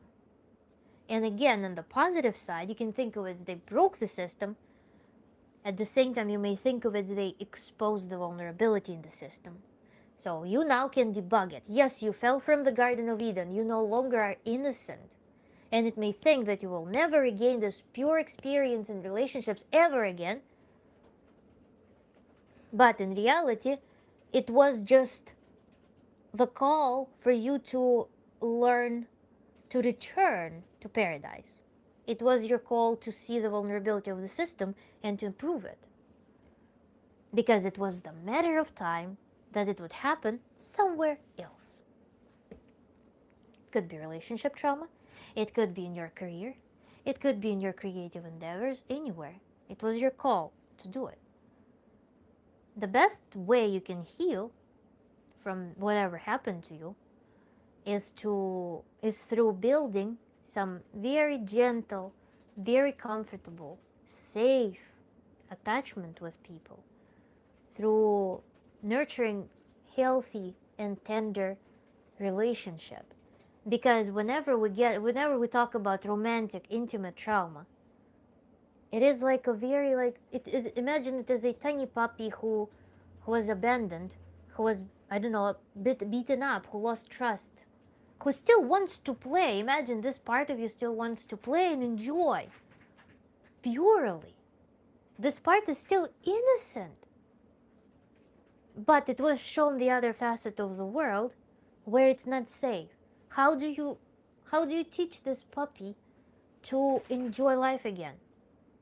How do you invite them to see that the world is not just that? You still have everything that you used to experience. You little puppy, you tender little creature, you still can. You still are allowed to enjoy and rejoice. And you just gently and slowly, without demanding anything, you create safe space for that side of your personality. That hurt side of your personality must be pampered and given time. You keep the distance. You don't push yourself upon that. You don't force yourself in new relationships. No. You just let it be. You give it space. You just give it gentle care, reconnecting, touching it slowly, like as it gets more confident. But there's still world. The world doesn't just flip. You just see those things when we talk about disappointment, trauma in relationships, intimate trauma. It from within the trauma, from the acuteness of the trauma, it may feel like this is the whole world now. But it's cognitive distortion. You lived before the trauma, you will live after the trauma, and the world will be as diverse as it ever was. Having that trauma doesn't mean that the world turned into that and converged into that. It's not. It's just an element of the world. But there's still infinite plane of experiences that remain. And you need to take that thing and let it turn towards the world again by showing it that it's safe. Let's remember and start remembering. And you return to the Garden of Eden. And you build this beautiful life. But now, knowing that there was a vulnerability and you took care of it. Don't give up. Don't settle for the trauma. Don't settle for certain miserable things that you experienced. If it's possible, try letting yourself grow out of it. Walk out of it. I love using, in general, very soft terminology. And when I work with my clients, I love using this soft terminology. You know, in some self-help, there is this notion of overcome, become stronger. It will come later. Initially, you walk out. You gently open the door to what there is, the possibilities. Is it safe? You stick your nose out of this, and you're like, is it okay if I tap it now? Is it okay if I step out now? It's a whisper. It's a very soft moment when you gradually regain your ability to see the world wholly. When you embrace the possibility of joy again. But it's very soft moment where it's required to reward every little act of coming out of that. but it's as tender as that puppy whose trust was broken. And you're building the conditions with this love by connecting to the source of love, by connecting with the people who give you love, by connecting with nature, by connecting with art, by connecting with everything beautiful in the world. And by reconnecting, most importantly, with your body, by searching, where is it stored in my body? Where is this disappointment? Where is this hurt stored? You connect there and you softly revitalize it again, because that's where tension is usually. You revitalize it gently and filling yourself with everything beautiful, with everything tender, with everything love infused as much as possible. And you heal through that slowly, gently, to build now as an adult, as a stronger person. You now create this space on your terms. And you connect with bigger source of love, to never be magnetized again to some transactional, dysfunctional attachments, to some systems that will suck your life out, take advantage of you and chew you and throw you away. You're now vigilant, you know about it. You're now more experienced, but nevertheless capable of creating your own paradise. I enjoy listening to you speak. You're an intelligent, dense woman. Respect. How do you use of tantra to heal yourself turn into wanting engage in healing a tantra practitioner? How would you use of tantra to heal yourself? Because how it turned into transmission of this knowledge is I don't know. I mean, I always was kind of a teacher, consultant, so I was not. To consult it. It was not like an overnight thing for me. I learned this method, and I studied psychology for 10 years prior to that. So anytime I would listen to something, it would be something psychological, because I wanted solutions for my own life, right? And then I worked as a tutor back in Russia. I worked at a family, and pedagogy requires to know psychology. Pedagogy requires you to know how to work with people. Then I worked with students when I was in the grad school. Then I worked at the corporation as a consultant too. And that also requires you knowledge of psychology, because when you work for a corporation, when you work as a research tech support, usually people come to you not from the point of peace. They come to you from the point of frustration when they tried everything, they have deadlines. So it's also a moment when you contain them, when you work with them, you give them solutions. And then Tantra and psychology, they were just the path that I really, really was passionate about. So it was a convergence of things that were coming naturally to me. And when I tested it, it worked. I felt very comfortable transmitting these ideas and knowledge, because they transformed my life more than psychotherapy did. Psychotherapy probably was a good prerequisite for that, because it gave me permission and perhaps more awareness of things. But then the tools that I learned in Tantra, they were in very strong alignment with the makeup of my psyche. And actually, important thing here is that it's not for everyone. I know people who feel, for example, they don't want to do visualization practices. But a lot of the practices they involve visualizations. There are people who are impermeable to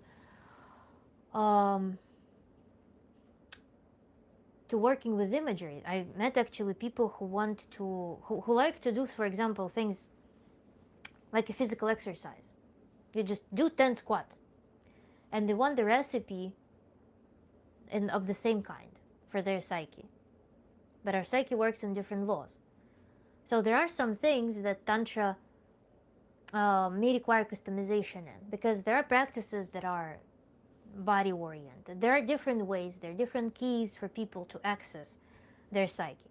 But again, some people, they'll have very strong rejection of these ideas because either of pre-existing concepts about tantra, or because it's just not their thing. You know, there are people who are susceptible to hypnosis, there are people who are not susceptible to hypnosis. There are people who won't allow themselves to open up completely. They have very strong psychological defenses. That also can happen. So this method is not for just anyone and everyone. You don't work with people who already on some base level reject the teaching, or resent any interference in their psychological world, but they won't come to you. So that's kind of self-balancing system. But yeah, going to tantra coaching, to tantra therapy, it was a natural progression of my life path. It was something that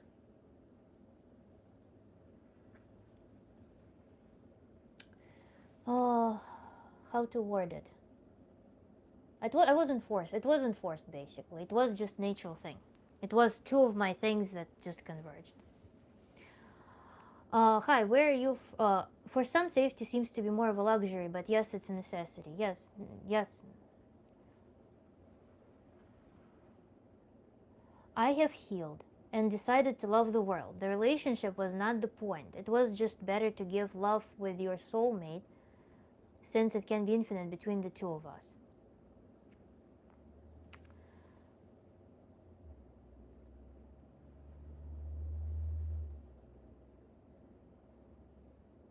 Hi, where are you from? I'm from, I never lived anywhere for like my entire life. I don't know. My roots are very dispersed, but formerly from Russia. I like your accent, thank you. Like how you speak. I'm super susceptible to it. How can hypnosis help? Are you watching Olympics? No, I'm not watching Olympics. I don't watch anything pretty much. How can hypnosis help? Hypnosis is, I don't know. I'm not a specialist in that. I just talked to people who tried different schools and different methods, and I know people who are not hypnosis susceptible, and they make a huge point of that. But hypnosis can also be a method of bypassing the psychological defenses. It also can help. You know how there are traumatic events in some people, especially childhood trauma. Sometimes gets in the plane of unconscious so much. There is such a layer of protection and above it, and people forget about their trauma.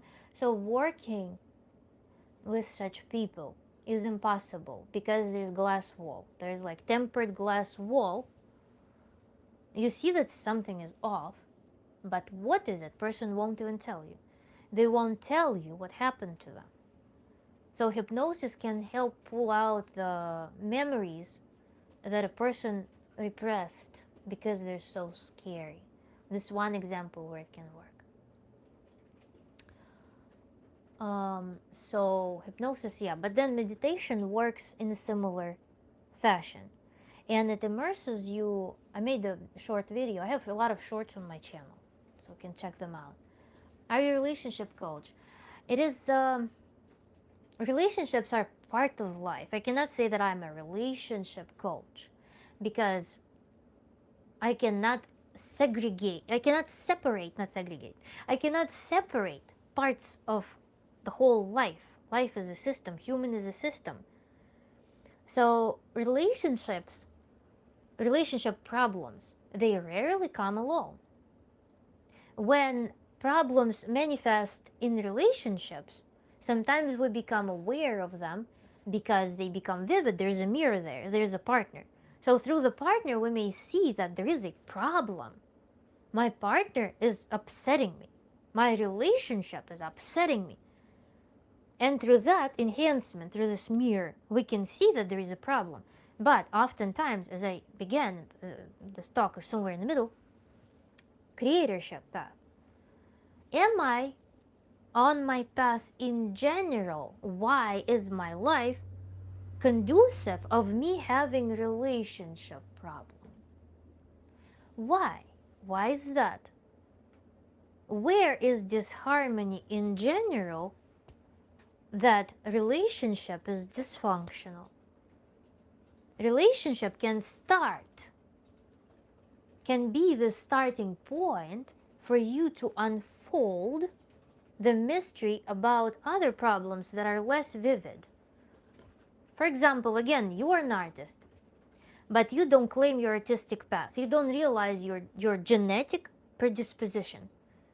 So you have a function in your psyche, in your mind, that you're not exercising, but it wants to be exercised. You are not exercising your artistry. There is a frustration inside of you. There is something that you want to do, but you don't put an effort towards it. There's a frustration. The frustration creates tension. You come in relationship with somebody else, and you feel like some dissatisfaction happening in my life. You don't know where it's from. So you're like, this is my relationship. My partner probably is not fulfilling me enough. But you need to fulfill something in your internal life, in your relationships with yourself, with relationship system, you in the world, and then the relevance of your partner for fulfilling that void will be very low. It will be non-existent. You will go to your partner for love. That's it. This is the purest, most distilled form of relationship. Yes, you will have some household, co-living things, living functions, but the priority function of relationships will be for love, happiness, magnification, for some shared goals. That's it. But you will be performing hygiene elsewhere. You will remove this tight grip from your partner. You let them go. And you face what you tried to compensate with the relationship. Absolutely not successfully.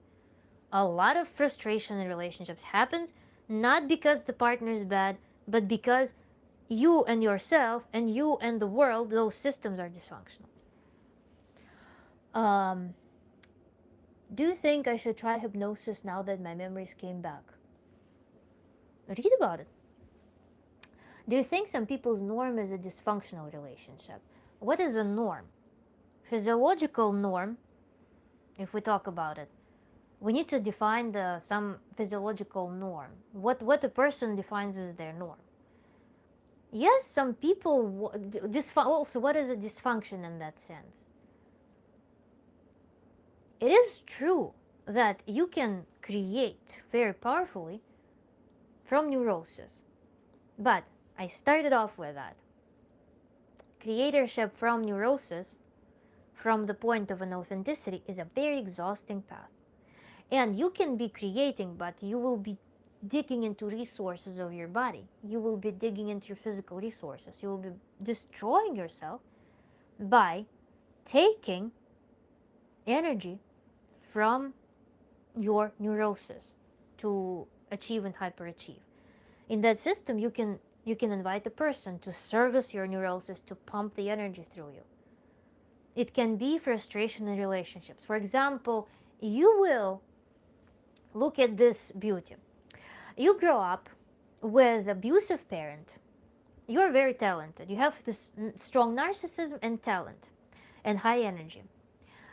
But you grow with an abusive parent who suppresses your nature, who suppresses your talents, who suppresses your essential personality. You grow up. Through this parent, you learned to operate under immense pressure. Your actions are all coming from immense pressure. Your inspiration comes from an immense pressure, from the desire to become free. So you live in the pressure cooker. For example, you go into independent life. The bond with the parent weakens a little bit. And they kind of might distance themselves from you. You receive no pressure, you receive no inspiration from the mode of operation, from this dysfunction, from this hurt, suppressed narcissism. So you find a partner who will be rejecting you, who will be putting you through this roller coaster on the emotional swings. You need this carousel to do that.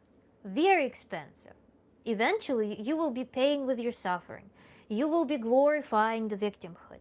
You will be living in such a bright, vivid emotional puzzle with victimhood, with suffering, with mission, with power, with desire. And it's good if you can actually keep going and keep creating. But eventually, guess what will happen? You will likely collapse. So it's not a sustainable path. A lot of times it ends up in self-destruction. And this is again the celebrities are very great example, very like that everyone can access. What happens with celebrities? They're not self-preserving. They're not on a sustainable path.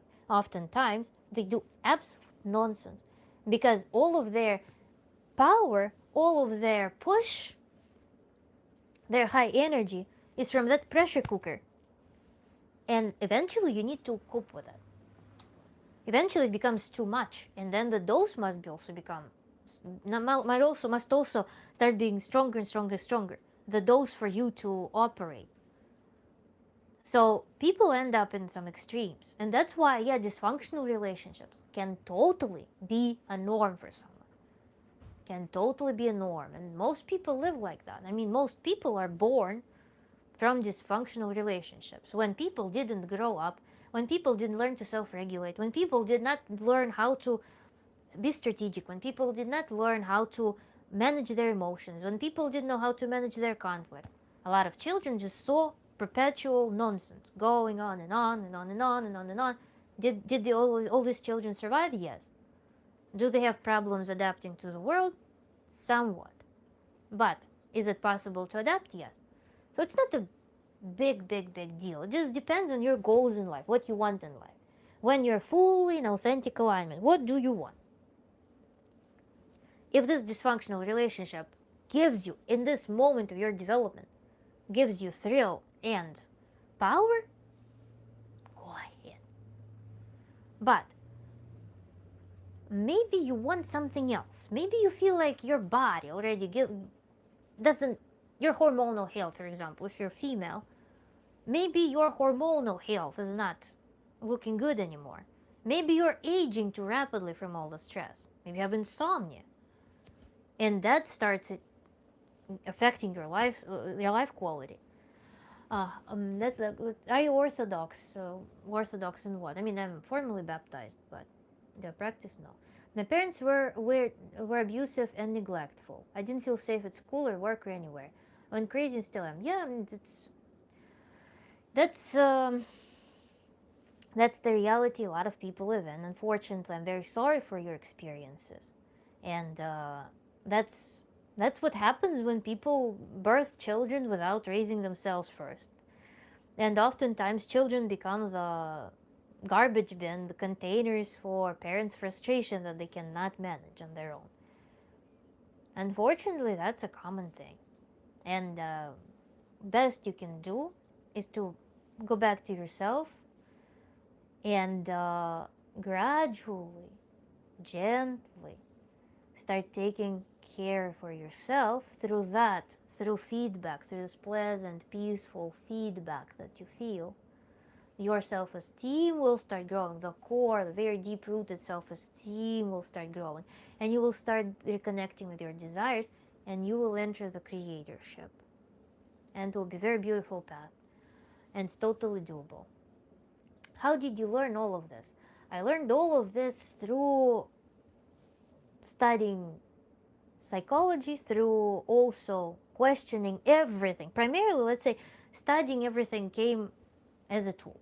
But how I started learning all of this is because since early childhood, I realized that something was messed up. I could not understand. Like, I quote myself from when I was 8 years old. I, for example, told my parents, I was like, why? You go out in the world, you work so hard. You work from 8 a.m. to 8 p.m. You both work stressful jobs. The world is not the most peaceful place for you. I asked them, why do you come home to create the same space at home? Why isn't your impulse to just cultivate love? And my mom and my stepfather, they received the message, but they never acted on it. So I had my values early on. I knew I had very deep feeling of how I wanted to live. And what pushed me is that I never settled for the dysfunction. I always knew that the path will be different. And yes, I got some cliche behaviors imprinted in my head. Yes, I had my own problems. Yes, I did notice that something was wrong in the way I was acting and the way I was feeling. But the thing that worked was that I was not settling. And the more I live, the less I settle, and the earlier I start acting upon dysfunctions. Because I will give you a very cool example right now. We moved like several months ago. We moved, and the car was loaded. So I was riding in the passenger seat, and we put some box in my feet because there was no space in the back of the car. And I had this box sitting in my feet. When I already moved, going to like running errands, going grocery shopping, I kept riding with this box in my feet for several weeks until I was like, I'm adapting to something. I'm literally right now, I'm learning to adapt to a dysfunction. It's such a nonsense. So I removed this box, and I was like, okay, let me see. I will use this example with this box as a trigger for me to revisit my life. Where am I settling? Where in my life right now, these days, I'm settling? Where is the discomfort? Can I do this more comfortably? Can I optimize this process? And yes, I don't remember exactly what I did, but there were certain things, and even one big thing I remember, where I just changed the way I was living my daily life because I noticed that I was always sitting like with my feet crammed either on one side or spread apart in some uncomfortable position because I had a box in my feet that I never removed. It was a box for some like car tool, so it belongs in the car. I was just riding with it. It's nuts. And how many of these things we tolerate in our relationships, in our daily life, because brain loves automations. The thing that we do, basically, we automate everything. It's inefficient for the brain to analyze everything. It's just inefficient.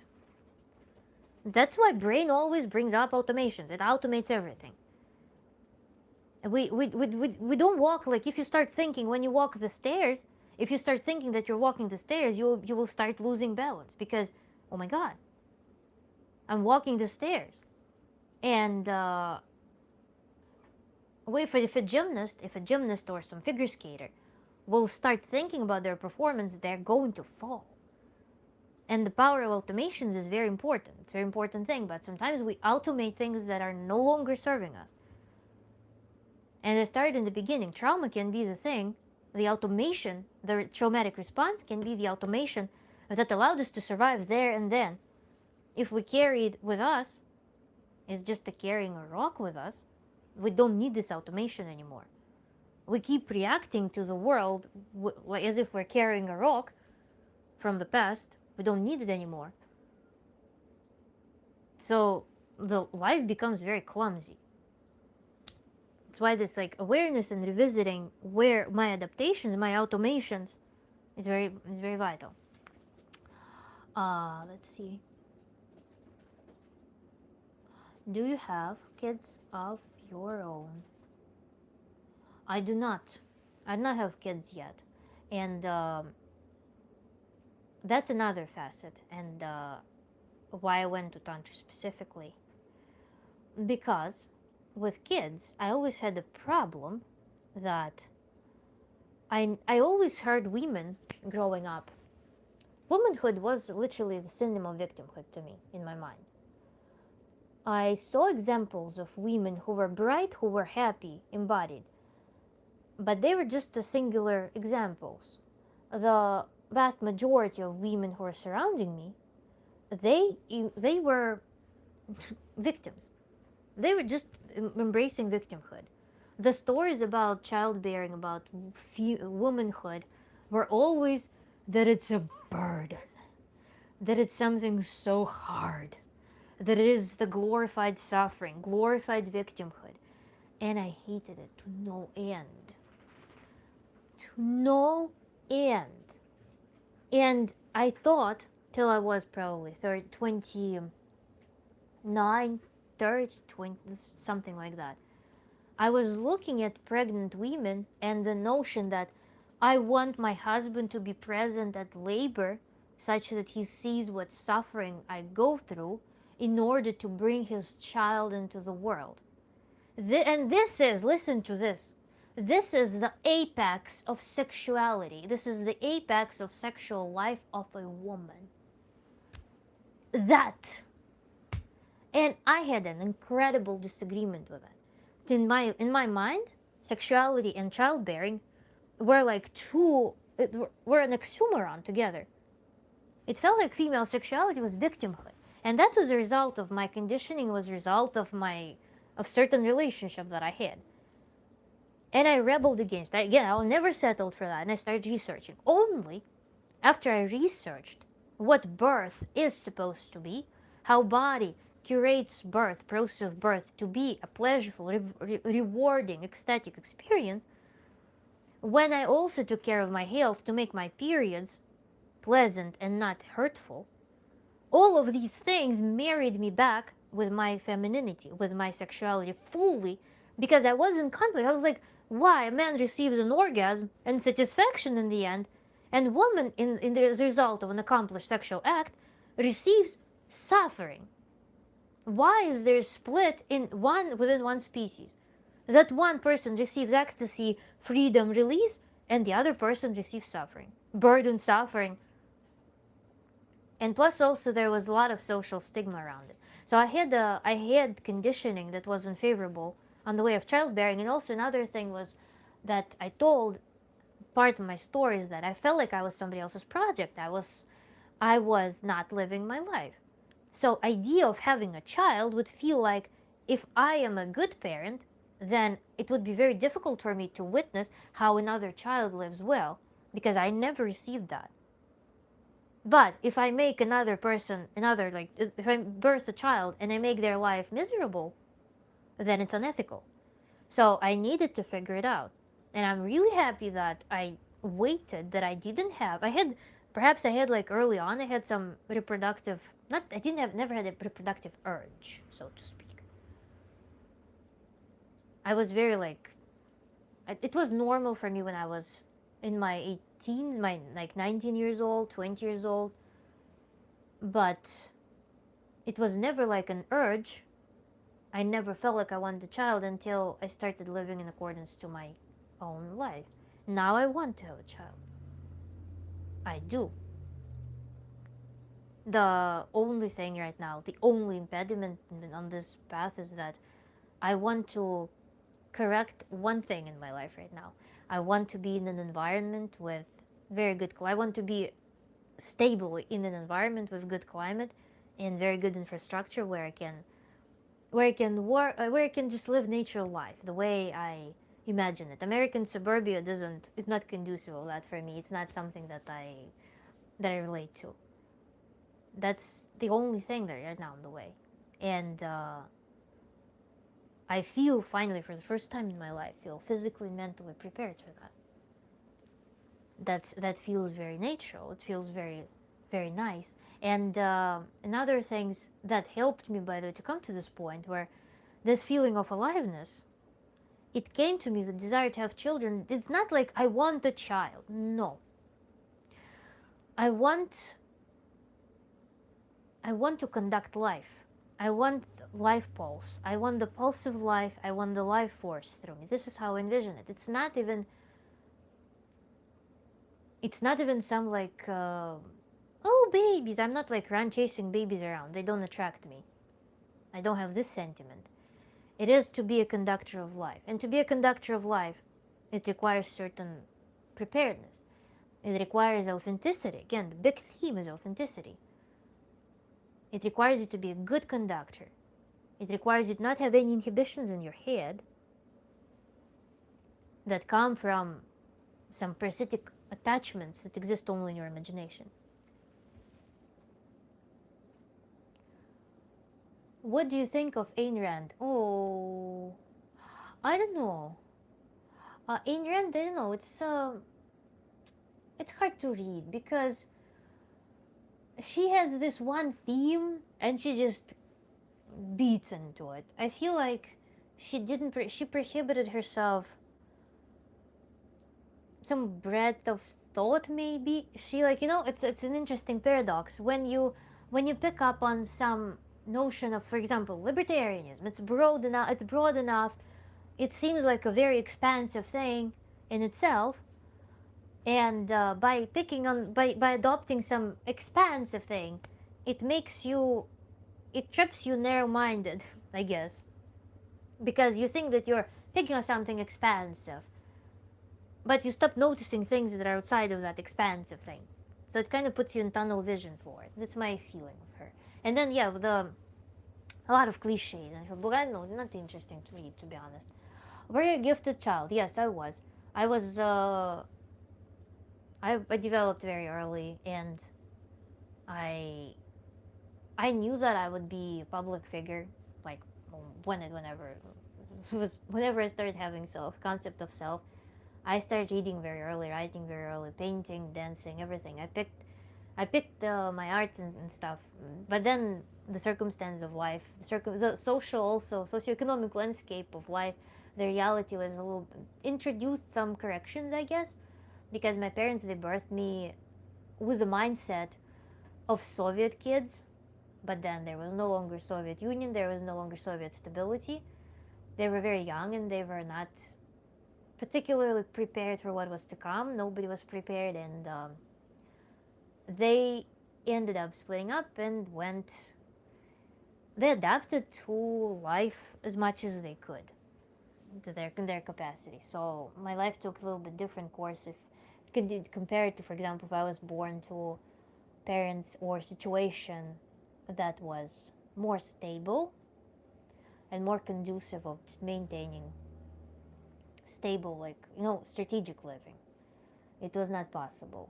It was more sporadic, hectic, aggressive, anxious living, in which I also took on the burden of being a regulator, because my mom, she could not handle her emotions really well, and she was quite aggressive. So, and I felt like I was an adult since I was very little.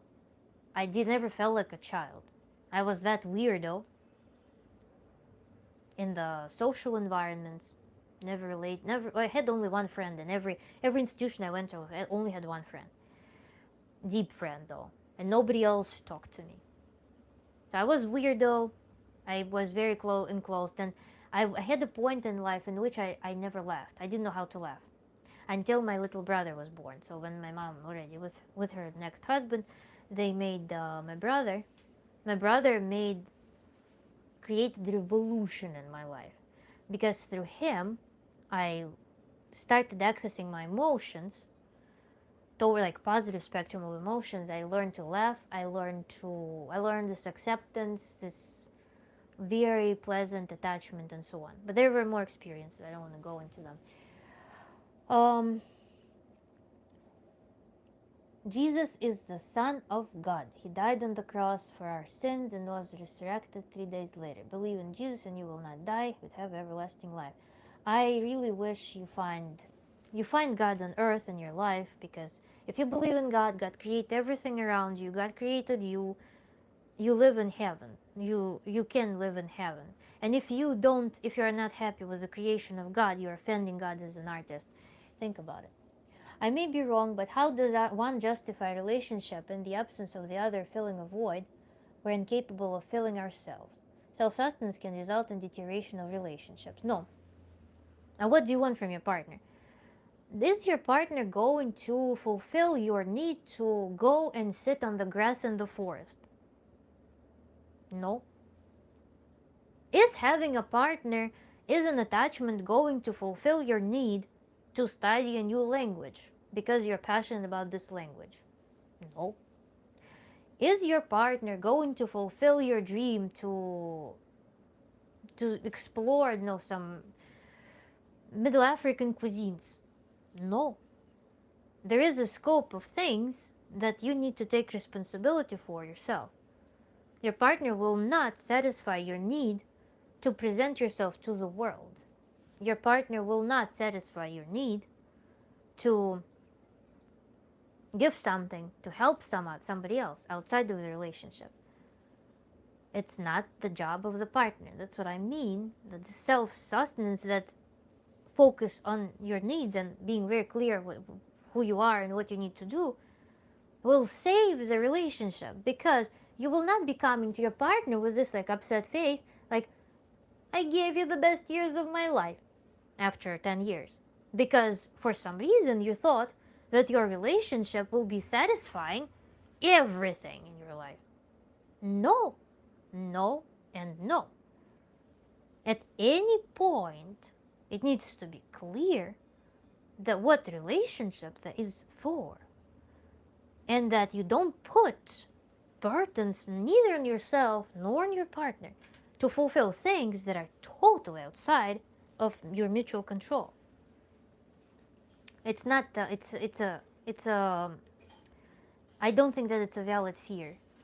The deterioration of relationships is happening daily right now, because people are not capable of self-sufficiency, because they're not capable of developing the baseline control of their life, or not even like control, ability to regulate in case of spontaneity as well. That doesn't mean that you don't come to your partner for emotional support sometimes. It does not mean that you cannot exchange this childish child-parent dynamic from time to time.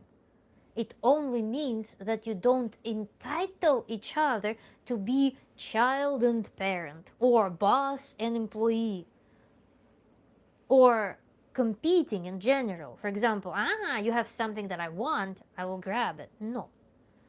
Meaning that I want something for myself, I will take it away from you. That does not mean that. You can sometimes, yes, you can cry like a baby in the arms of your partner. If you want to release, the partner creates safe space for you, ideally. It's a safe space for you to experience your emotions. But, again, it's the span and it's the expectation, it's entitlement. We're not entitled to do this. This is this basic hygiene. I am still living my life, you're still living your life, and we meet and we respect the boundaries. Something that people, oftentimes confuse cohabitation with relationships on the one hand. So they think that, yeah, we live together, which means that we're in relationship. And they think that the fact they're like space of their apartment is they're in relationship. That's it. And this kind of robs them of depth of relationship. On the other hand, a lot of people crush or attempt to crush the boundaries between each other. And this is what they illustrate with this vampiring, this like clenching the teeth on your partner. This is the other side of it. You just don't let them be. You crush the boundaries. But there's still space for etiquette. There's still space for respecting each other, giving space for relationships. It's a space. It's a metaphysical space. We come to this place and we have a relationship. We may be intentional. If we want to have good intimacy, if we want to have romance, we bring certain energy in this space. We together raise a garden. It's not the metaphor of imagine some person and the dog like grabs them by the leg and this person like drags and tries to get out. The opposite of this metaphor is this space of beautiful garden. We grow the garden. The other opposite metaphor is that, yeah, we can build this space, but we'll turn it into a litter, like landfill. You have space of relationships, and you for some reason think that, oh, something bad happened at work. Time to dump it on my partner. And you just use them every day like that. You for some reason develop this unspoken etiquette that your relationship is a landfill, and you just bring everything negative in it. And you throw stuff in it, and then just won't want to go there. It will be stinky there. That's why it's important to be intentional, to figure out, agree what you're building together. Space of rest, space of where we connect with our authentic self, when we get reminded who we are.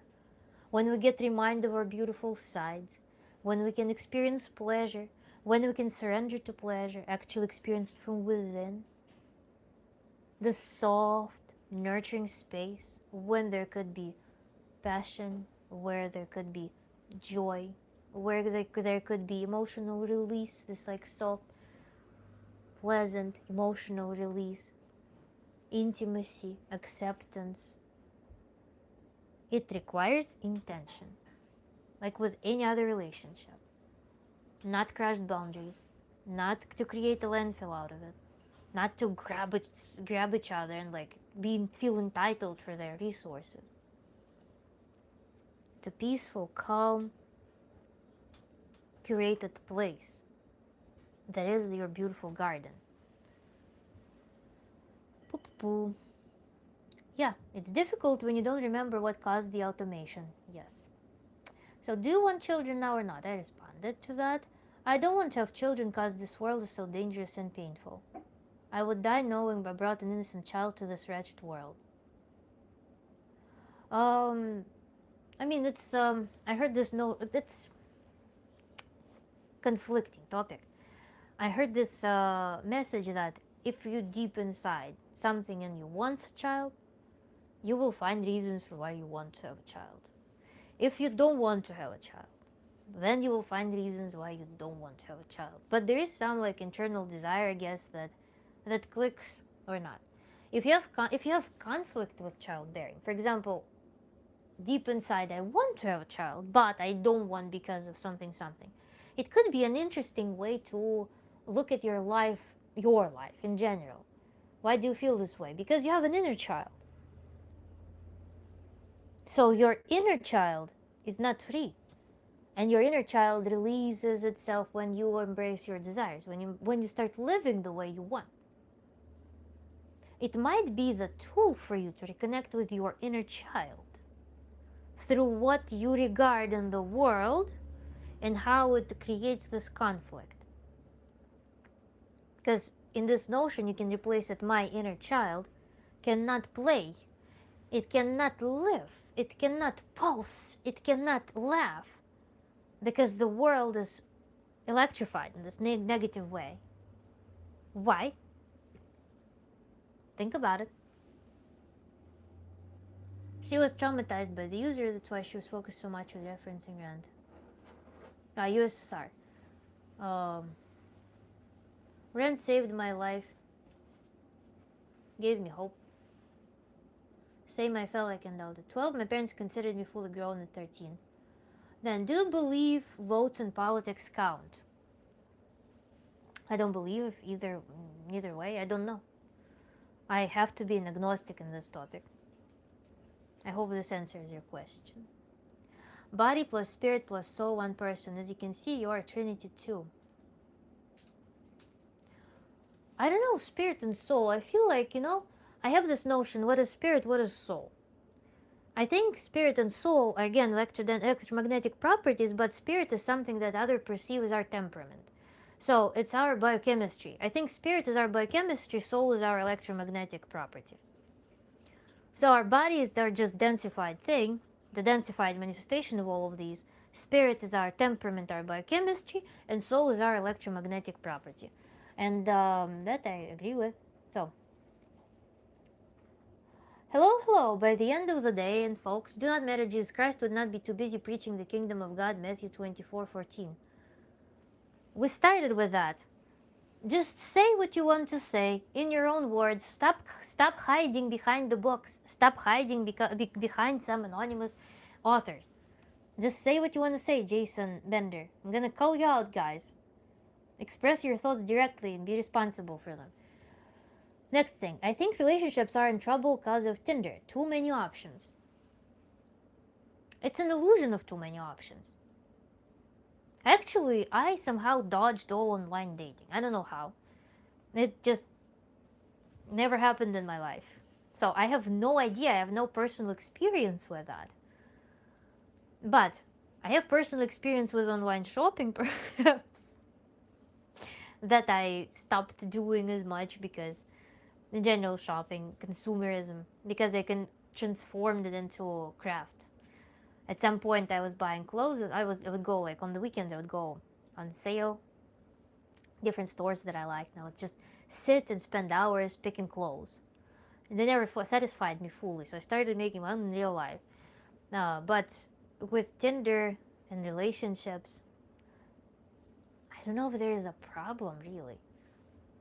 Quality of relationships is what matters, and people were not really keen on building quality relationships in general. I should stop myself here because discussing the mass processes like that without going into the particular problems of particular people is a little bit pointless, because will there be people who met person who suits them really well on Tinder? Of course. Do we care about what happens to the masses? No, because masses will present a very undefined, very broad model that we cannot work with. It's an efficient way. We can just gossip and like spend 30 hours talking about in general will not bring us anywhere.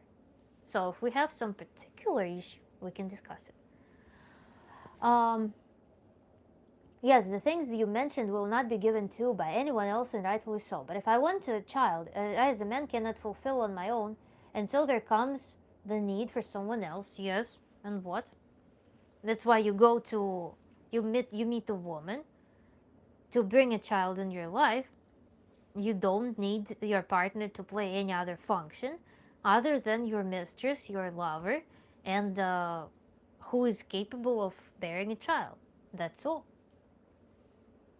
You just need to build this beautiful garden together and go ahead. What's contradictory there? I don't get it. It can be a very beautiful experience, in fact, when you come to childbearing through very pure relationship experience. Imagine how beautiful it is when a child is born with no other intention other than a desire to see this love manifesting into this flow of life, this pulse of life, your appreciation for life manifesting in a human. Your child in that case will either not ask you a question when they're teenager, why did you birth me? Or you will have a very beautiful answer to that. In fact, I came up with this thing: if my child ever asks me, if they do ask me, why did you birth me, mama? I didn't ask to be born. Something like that. Teenagers love doing that. The best answer to that question, I think, is that I was so happy, I loved life so much, that I wanted to share that. And what do you say to that? In this moment, your child will face the thing that, oh, if I'm not happy, but there is happiness, I need to learn happiness. But I think that if you come to childbearing and child raising from this paradigm, it's unlikely that they will even ask this question. The baby will always be more hers than yours. Unlike dating trash. I read an article where they correlated the release and usage of Tinder with lower dating trends. Good for them, I guess. I don't know. People in general will respond if they don't have, even if they do. People always primarily respond in their behaviors to the acquisition of resources. Everything people do is tied, some basic things people do are tied to survival. So you change the economic reality, the acquisition of resources changes its rules or becomes too turbulent, becomes unstable. The dating trends change. Right now, actually, people tend to marry earlier too, do have families earlier, because it's economically more sustainable that way. Or it makes no sense, there's no point in rat race anymore. People realize that. If before people thought that career advancements, I will receive some social recognition and then I will go form a family. Nowadays, it's apparent to most people that there's no such thing as social recognition. There's no such thing as a stable career anymore, so it all just fades. And you can be more playful, you can be more free and experiment with your personal life as well. Yes, but there aren't people giving life for the sake of love. It's usually lust or other selfish reasons. Power dynamics, masculine, feminine, seem to be what is the glue. Yes. Oh my God, you reminded me of such a dark thing I read once. In my when I back when I was had this my child-free era, I would be bothered by the question, why do people want children? How do they want children? I was shocked. It made me more child-free. It made me more in conflict at that moment. I decided to read the forums. It was in Russian forums. I read like, why do you want kids forum. Oh my God. What women were writing. The most popular response shocked me. I want someone to fully depend on me.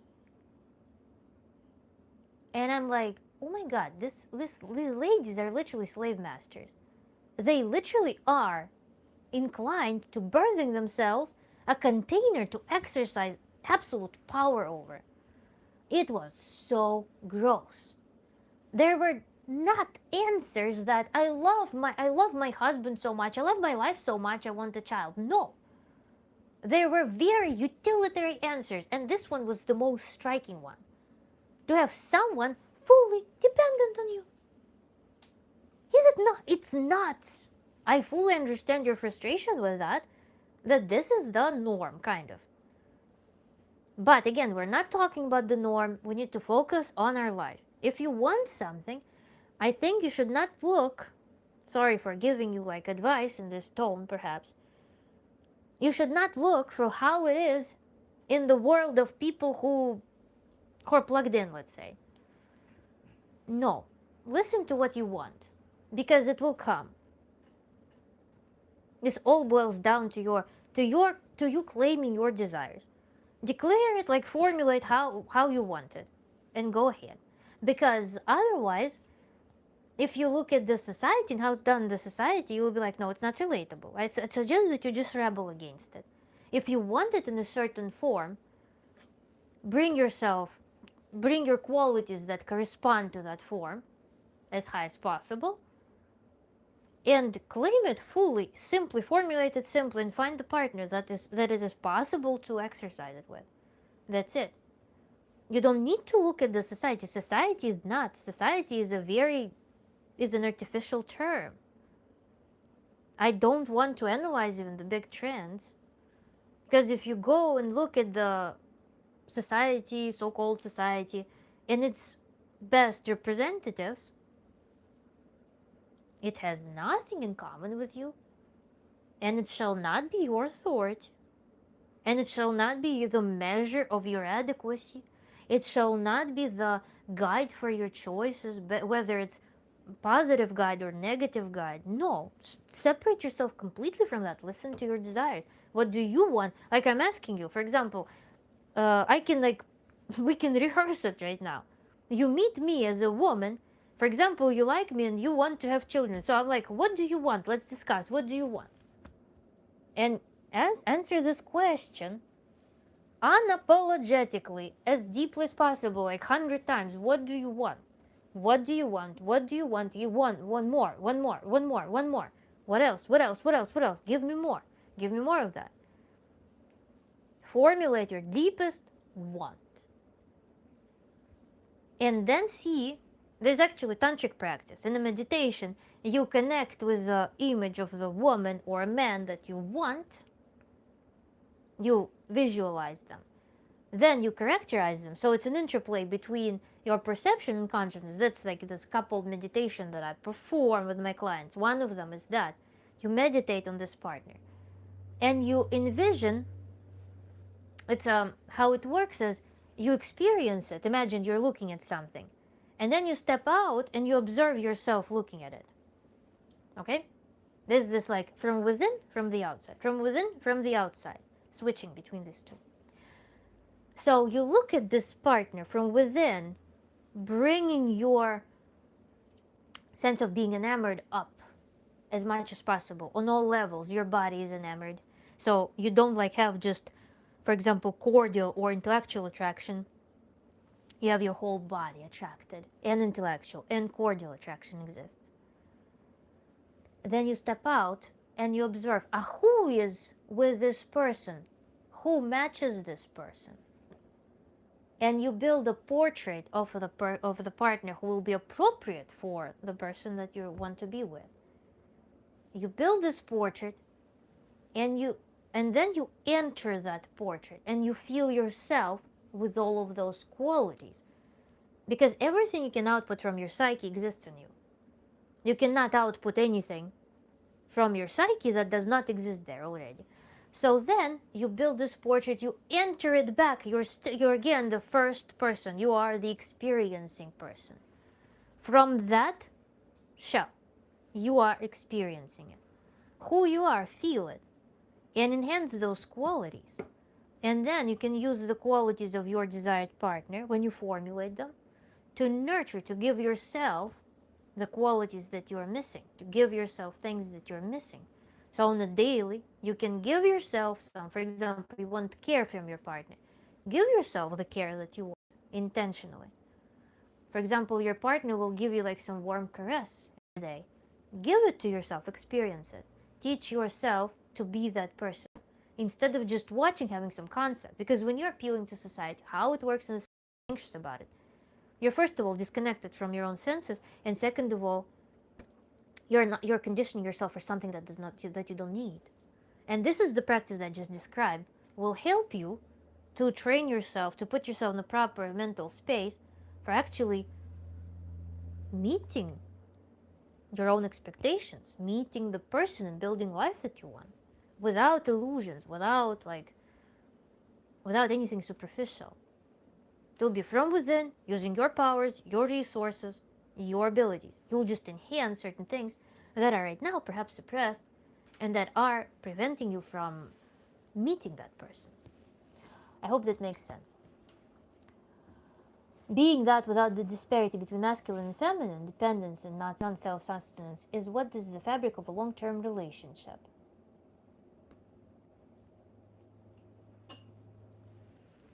I mean, are we still on the same page? I'm not fully following this statement. I knew people that wanted kids to get tax breaks. Exactly. That's, it's like this ill narcissistic thing when they say that, people use people for functions. That's what people birth children for, yeah. For getting some government benefits. Imagine that life story. And then how they will be surprised because policies change all the time, And as I was growing up, the educational system changed completely. And then parents just went nuts. They thought that they were birthing children in one system. The next day, the system changed. And suddenly, they had to rewrite the whole scenario. Their child, all of a sudden, broke their paradigm and became just associated with huge anxiety. Because system will not service your ambitions with your current expectations about what system must give you in response to birthing a child. It will change, and you will be blaming the system again, blaming your child, blaming your system. It will be a whole disaster. It's actually this like absolutely brainless reproduction is one of the big problems. It's not that, there are people who love to say that, Europeans stop reproducing, blah, blah, blah, that's why they're a problem. No, brainless reproduction is the problem. It's not, it's I have so much to say about it, and I will spare you that. Do you have a girlfriend? You have got, not to me. So there's an exchange between our viewers. They're inquiring, do you have a girlfriend? So the person says, I want a homekeeper. She needs to be smart. And so as I described in this meditation, meditate on this lady. Meditate on her and then see who is supposed to be by her side, and then enter that shell, enter that image. And feel what energies awaken in you, what energies, what psychological powers, behavioral patterns, behavioral impulses awaken in you in response to that. Because you want the homekeeper needs to be smart, but how do you make it happen? How do you handle it? For example, biological limitations seem to bring us together, suggesting self-sustenance isn't nature's expectation for us. But we don't have only. I made a video about it, that man and a woman, they're inseparable thing on the biological plane. They're necessary for bringing kids in life. That's exactly it. Everything we build around relationship, everything else besides bringing and raising children, everything else is customized. And that's why there's such a temptation, because a lot of people grow up in ill households where parents are not adults, where parents are incapable, where parents want parents themselves. We start entitling our partner to everything else. Yes, this is the purest. Sex is the purest form of relationships. The purest, the most unambiguous form of relationships. If we fully turn off our neocortex. But if we live a little bit, I guess if we live with a little bit bigger, embracing our other sides, this is when we need to be mindful of how we fit our relationships into them. But even if we think about hunter-gatherers, the hunters did the hunting, the gatherers did gathering. The hunters were not gathering for you. You knew how to gather. That's like a crude example, I guess. And hunters were not sitting like this and being like, well, go hunt for me, or assuming that someone will hunt for them. No. They knew what they needed to do, if you want this crude example. Right now, I am happy with my dog. My ex drugged me so she could sneak out and cheat on me, so I had to leave. That's not experience. I'm very happy that you are happy with your dog. Pets, animals can be a really good, can be a really good healing for attachment.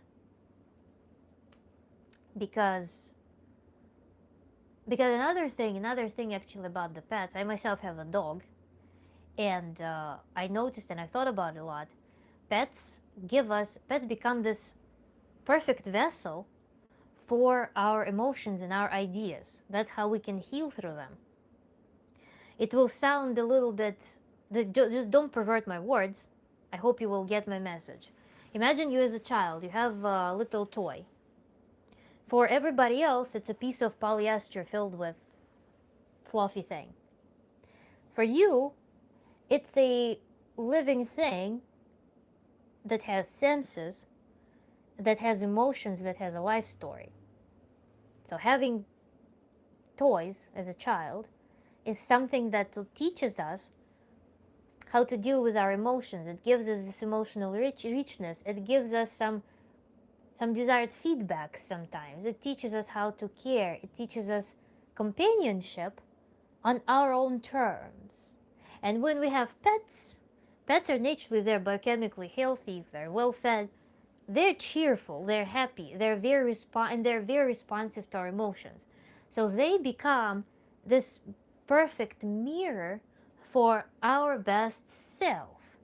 And when we interact with the pet, we learn to reinforce that side in ourselves. Pets become our emotional home in this attachment in which we can heal really beautifully. Yes, it teaches a lot. Pets taught me I'm worth loving. Yes, it's a really beautiful experience. And I'm very happy that you found it, and that you can get this love. It's very beautiful. I know that there are a lot of people who have different perspective on pet ownership, but for people who were hurt from attachments, it's a really beautiful thing. And it gives us opportunity to love. It gives us opportunity to receive emotional feedback, to see someone reflecting our emotions, and to reflect them in a very beautiful, loving way as well. And also pets, another thing that I learned from my dog that I relate to. My dog switches very easily. My dog doesn't drag emotions. My dog doesn't drag on negativity. My dog is like always, my dog is like very pleasure and joy forward. So, if he can be excited, he will be excited.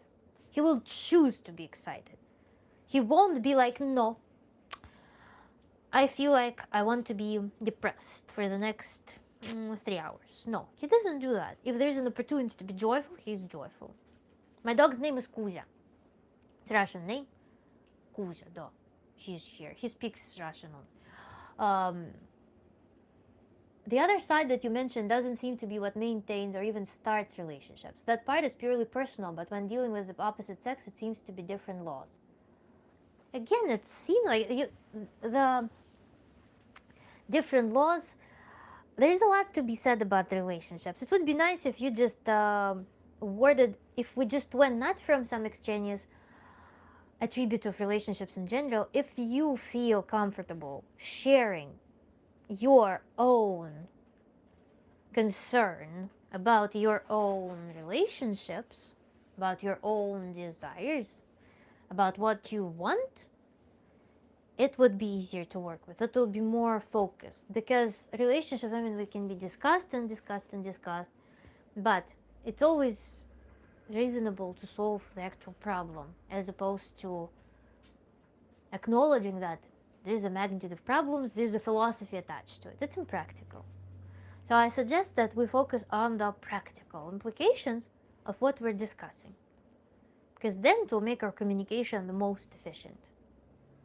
Instead of pulverizing us and again moving ourselves from within ourselves to some other issues, it will only breed anxiety and will only reinforce, if anything, it will only reinforce some harmful beliefs, some non-productive beliefs. So I suggest that in general for my audience, whenever we discuss something, let's not go into those like pulverized topics, big philosophical concepts, very broad discussions. If you have a particular thing that bothers you, let's bring it up. Maybe talking about karma that may affect relationships might help some out. I don't believe in karma. I mean, karma is a cause and effect, it makes sense, but it's cause and effect.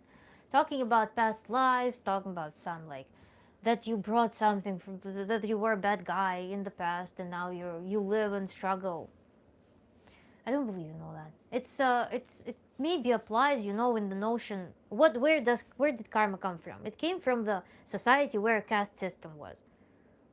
The caste system means that you cannot change your life. You can only cope. So the concept of karma is developed for you to have some motivation for cope, as opposed to rebellion and uprising against the system. And that's actually some dark side perhaps of certain practices, is that you may instead of like being aware where you can change your life for better, like actually create different conditions, you will start coping. So there is very important to always exercise discernment whether I'm using meditation right now to cope or whether I'm using meditation right now to actually enforce, like power myself up to change my life for better. So that's my stance on that. I'm saying relationships seem to ask us to unlearn self-sustenance because biological limitations of males and females suggest this. As for personal development, it seems to be reliant on independence. But what do you want? What do you want? You see the trend. You try to stretch, that's a cognitive distortion, to see the trend and apply it everywhere. No. You don't have to think this way. That's the trap right there. You extrapolate something that there is physical interdependency, that this interdependency must translate onto something else. What else? Yes, there is a psychological element in this biological act. For a woman, it's important to see the glance of desire. For a man, it's very important to see the glance of desire. Psychological things. What else? What else does nature demand of you? Right now, what does nature demand of you? What do you want? Not what you think it must be, because something is a trend. No. I want you to think differently. Step out of that.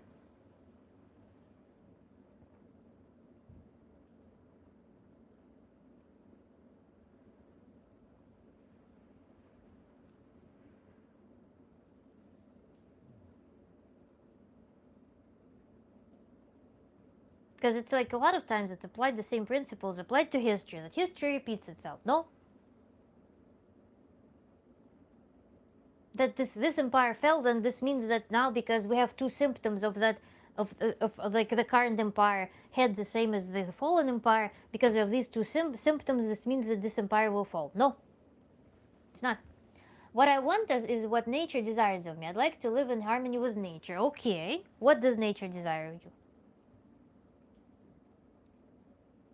Nature desire, like, what do you desire? Your desire is natural desire. Nature created you, nature is done. What do you want?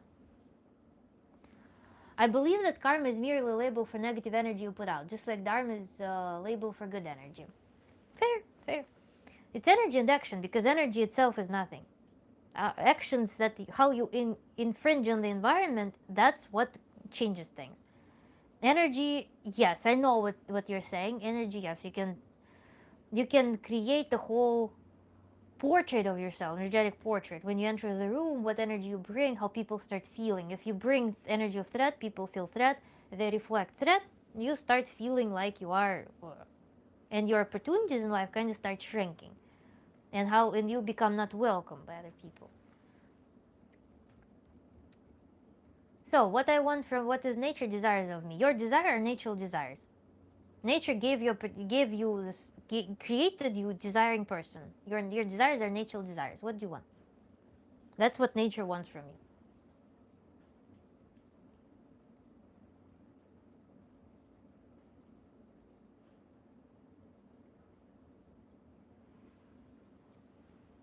You don't need to stretch any concept onto yourself. No. You can experiment, see what works for you. For example, you know, you never tasted yellow dragon fruit. It grows in nature. People say that it's a tasty fruit. No, try it, sample it. Do you like now you can say whether you like dragon fruit, whether it's for you or not. So testing things are possible as well. You don't have to like come up with desires just they like just pull them out without any experience or anything. You can seek experiences, you can be agnostic as well, but at least something you have desires already. How do you reconcile with the existence of evil if you're a Christian? I'm not a Christian, I'm agnostic.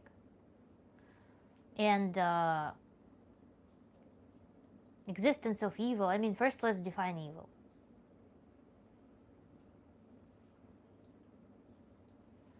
And then we'll talk about it. I am nature. I observe nature to learn how it shows me to extract satisfaction from life. I don't have natural desires. Sexual desires are not my own. What turns me on, I do not choose. Who chooses? Who chooses? Who is your own? Who owns your mind? Who owns your mind? Let's figure it out. Who owns your mind? If it's not your own, who is it? What is nature who is it? Maybe you just feel like it's not you, because I'm gonna uncover it right now. My hypothesis, feel free to reject. When you feel like there is something external that drives something in you, I sense, my senses that you have a conflict somewhere with some part of yourself. That's what I sense from that. That there's some part of you that you don't fully accept, and you want to find external justification for this existence. You're picking it from the outside, and you're trying to stretch some external concept that the part that you're not in conflict with seeks, and then can pick out to explain that. You can just go into that. Why are you scared to go here and claim it as your own and integrate it and become one whole thing? Why? And let me know if this hypothesis doesn't sound right to you. So, about the evil. The aim to harm for harm's sake. It's rarely for harm's sake. It's a replay for trauma. It's a replay for It's a replay for just the coping, just maybe revenge, maybe to seek justice. That can how it can work. And again, I'm probably not for YouTube, but harm for harm is usually why a person, you see, when you do something, you see the result of actions. You get satisfaction from seeing the result of your actions. If the result of your actions is evil, which means that you want to see, or you want to see harm, if you in your definition you're evil, you create harm, you want to see harm. The harm is usually that somebody suffers. So why does a person want to see someone suffer? Why do they find satisfaction in seeing that? For them, it's a creative effort, it's a release of energy, it is a release of something, potentially. It can be a revenge, it can be pleasure too. No, pleasure, yeah, there's pleasure and release usually. Pleasure we get from release. We either get pleasure typically from what? From stimulation, from some pleasant stimulation, from senses being stimulated. Then we get pleasure from filling ourselves with emotions, filling the void, filling our hunger, physical hunger. Then we feel pleasure from release. When there was tension, now there is release. So we can think about those three ways of pleasure.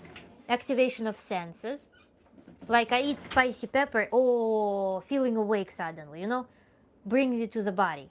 A lot of energy, a lot of stimulation. If you're a hyper-stimulated person, then you need higher and higher stimulation to get your nerves tickled. Otherwise, your life feels empty and gray. Then, if you tend to have emptiness inside, you will be receiving pleasure from being filled. People eat, people consume, they fill themselves. Then there are people who are tense and they want to release. So, for example, they do harm, they will see the release in some other person, fear, pain. They see this release and they will feel the release too, through them. Those can be the mechanisms. What broke them this way? What brought them to that? That's another question, but that's... If those people don't find themselves in a position where they need to seek help for it, well, free will, justice system, or the absence of thereof, as it works in the world. Or they build adaptations that allow them to exercise that. They build adaptations that are beyond the legal systems to allow them to exercise that. No, and that is the reality of the world, kind of. I don't choose what I enjoy eating. I did. It chose to be alive. I did not choose. I was reading. Okay, rewrite it. But yeah, it's that's usually because people don't have self-regulation. That's how people, for example, they live in their trauma, what we started off with too. For example, there's a trauma and person lives off trauma and they can achieve very high heights. But because they hold on to the trauma as a source of their power, they cannot abandon the trauma. They have to, the only way is through, so to speak. So they have to keep holding on to it and going deeper and deeper and deeper. And that's also how it works. I don't choose what I enjoy is the message. Why do you need explanation? Why do you need to rationalize what you enjoy? That's my next question. That's a person with whom we're exchanging about nature. And nature who desires something from the person. Why do you need explanation from that? Why can't you just enjoy what split you from your source, from your need to enjoy? I have nothing in life that I chose to enjoy. I just do. Like how baby just enjoys milk. There's nothing more to it. Okay, but why do you need explanation for that? Why do you need reasoning? Why do you need concepts about it? Why? That's my inquiry in this whole discourse. Why is there a part that you seek justification for in the outer world? like some nature law, some abstract nature law. You can craft your life in anything you want, virtually. Some person responds to our natural conversation. You're very cerebral, bro. You try some yoga to bring you back to the body. Might be not a bad idea. Because rationalizing desires might be, yes. Again, this points out to some conflict existing inside. Mackenzie Wang from Bangkok says hello.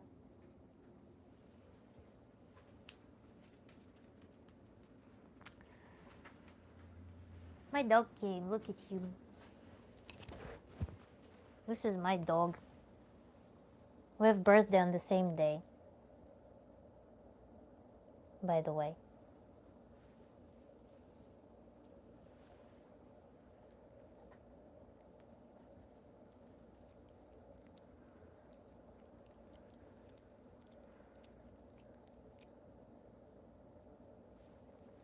This is Kuzya.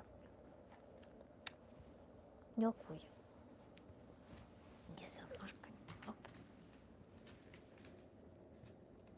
I don't know, like this Jason Brophy, I don't know what it all means. I don't care. I'm just reading whatever you send to me. So cute. Yes, he is cute.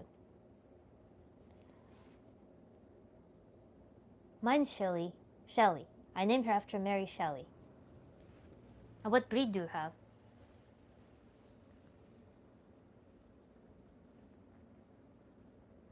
How old is the baby? The baby is 4. Then, nature debate.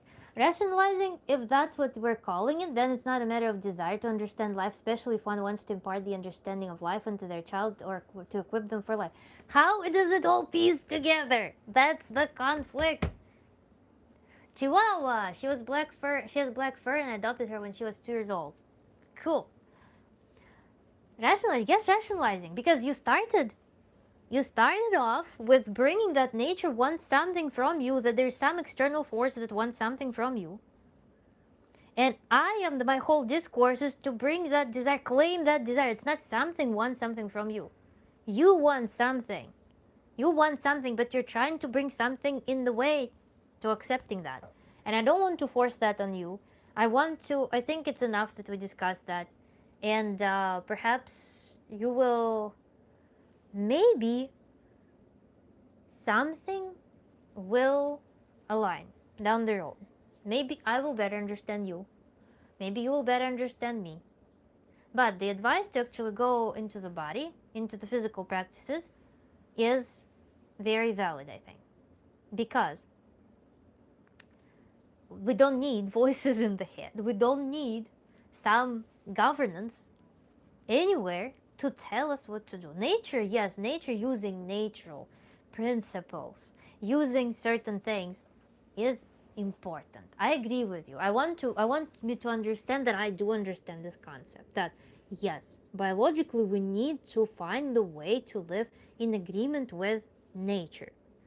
But you're trying to extrapolate the natural principles, natural, very like basic nature, what to eat, sleep, and breathe air, move. Very basic things. And copulation. We call it mating. You try to bring these things and try to extrapolate them on a very complex anthropomorphic, not anthropomorphic, but I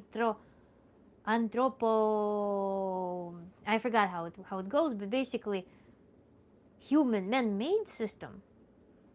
And your consciousness that is creative, that is a super powerful tool for creativity. How does that tie together? I don't know.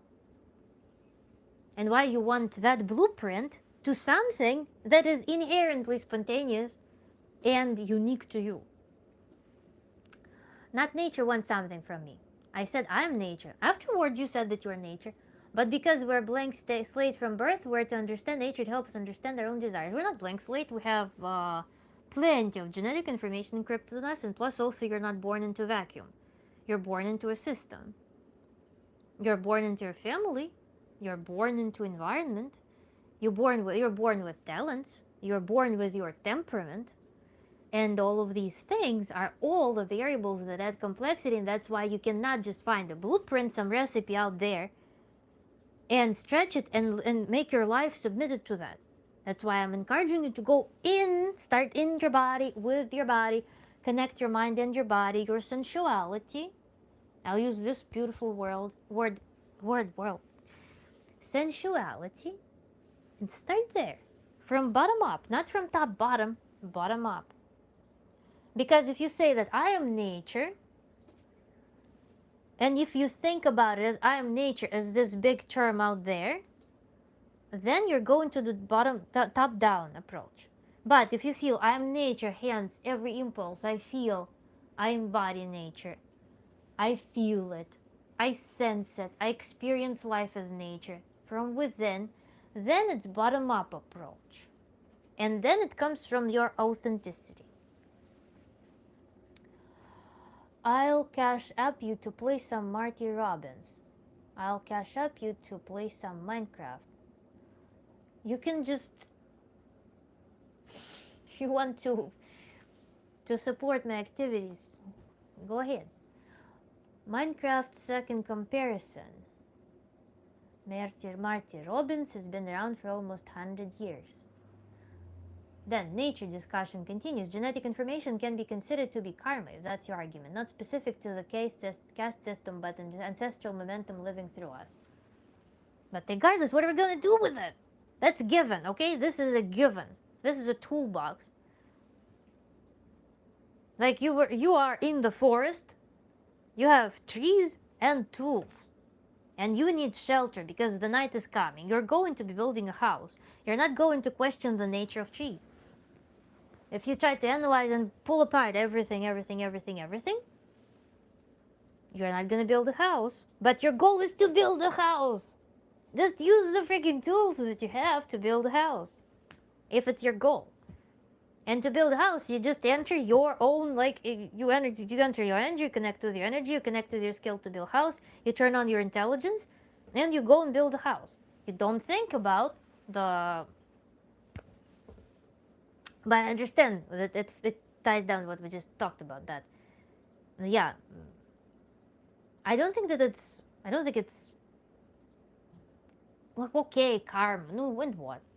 And what? We're all like right now, no matter your background, no matter your trauma, no matter where you live, no matter what you are right now, no matter where you came from, no matter anything, you came to this point where in this point having this conversation, and we are trying to move on, to do something. We have resources that we have. We cannot change them. They will not swap out. They will not magically change. They will not do anything. Right now, we need to focus on what we want and build the plan how to do it. That's it. That's guy from Fallout New Vegas. Talk about paralysis through analysis. SMH.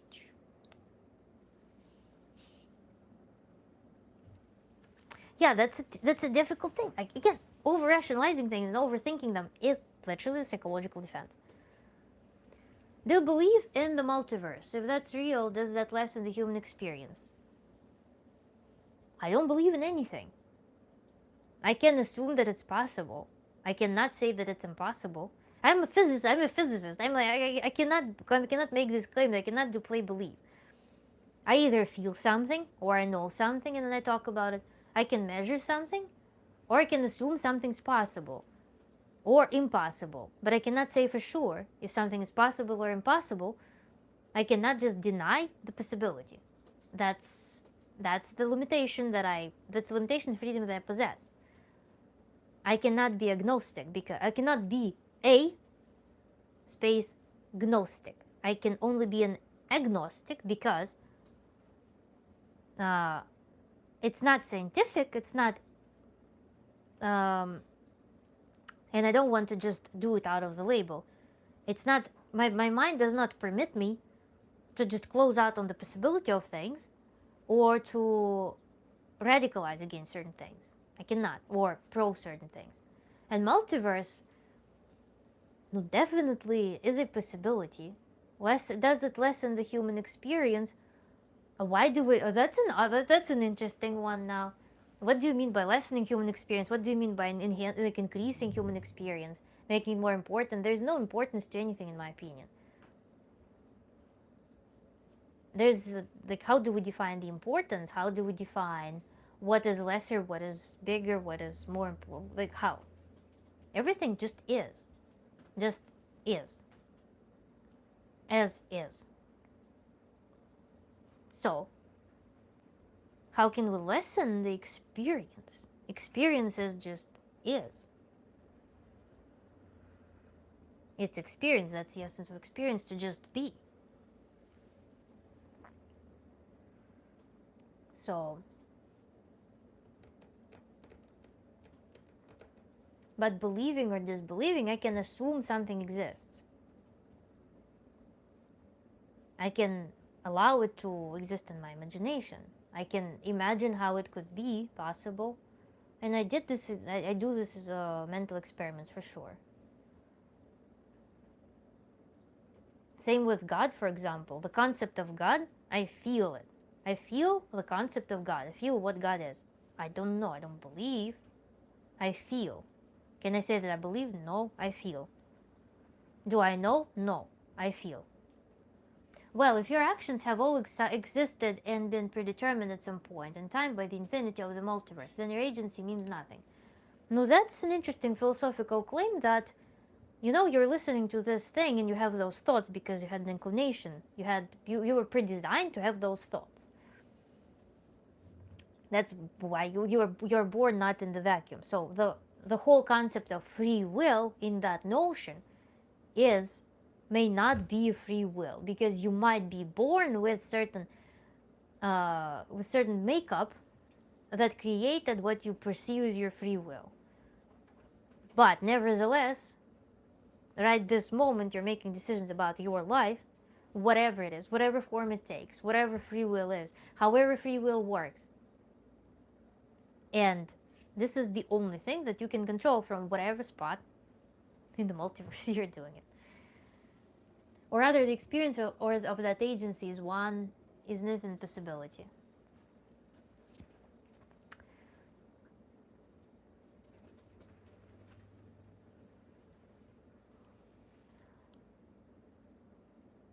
I don't know. But my whole thing is always to descend or ascend to the practical plane. Because those philosophical concepts, what write me in the comments right now, if that is true, that your agencies don't make anything,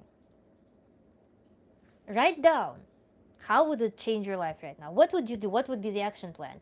If there is multiverse, if all your free will is fully predetermined, if your actions, if your decisions right now don't matter in however you perceive it, what is changing in your life right now?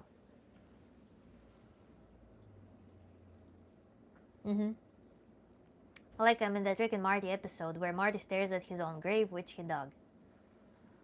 Write me down, what changes?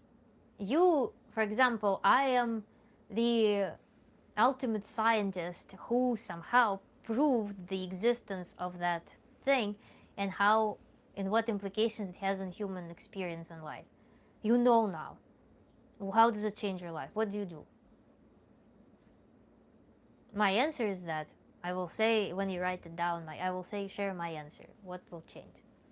We're talking about so many things here. The new person came, but my phone is almost dying, so I think we're going to wrap up soon. Yeah, I see what you're saying. Yes, you see what I'm saying. What changes? How are you going to change your life through that information? What? Are you not going to make any decisions anymore? Like, how is it gonna reformat? We're talking about you'll read the chat. Nature, we're talking about Rick and Morty.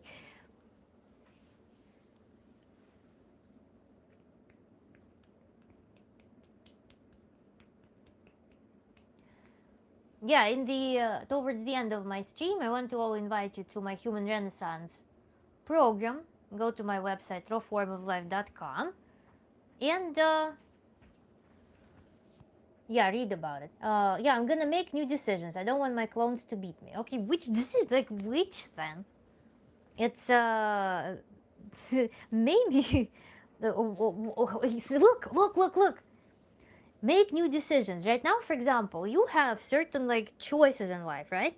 You have certain decisions in life. You're going to make new decisions. You're going to make decisions that you're still aware of. So, if that gives you permission to make new decisions, those decisions are still you, still in your mind, still existing right now. Why, without that assumption that there is some multiverse, you're not going to make those decisions? What limits you in that sense? Then you're not authentic then. Like, why? Why are you making not the best decisions possible for yourself? Why are you not choosing them? Why are you not executing on them?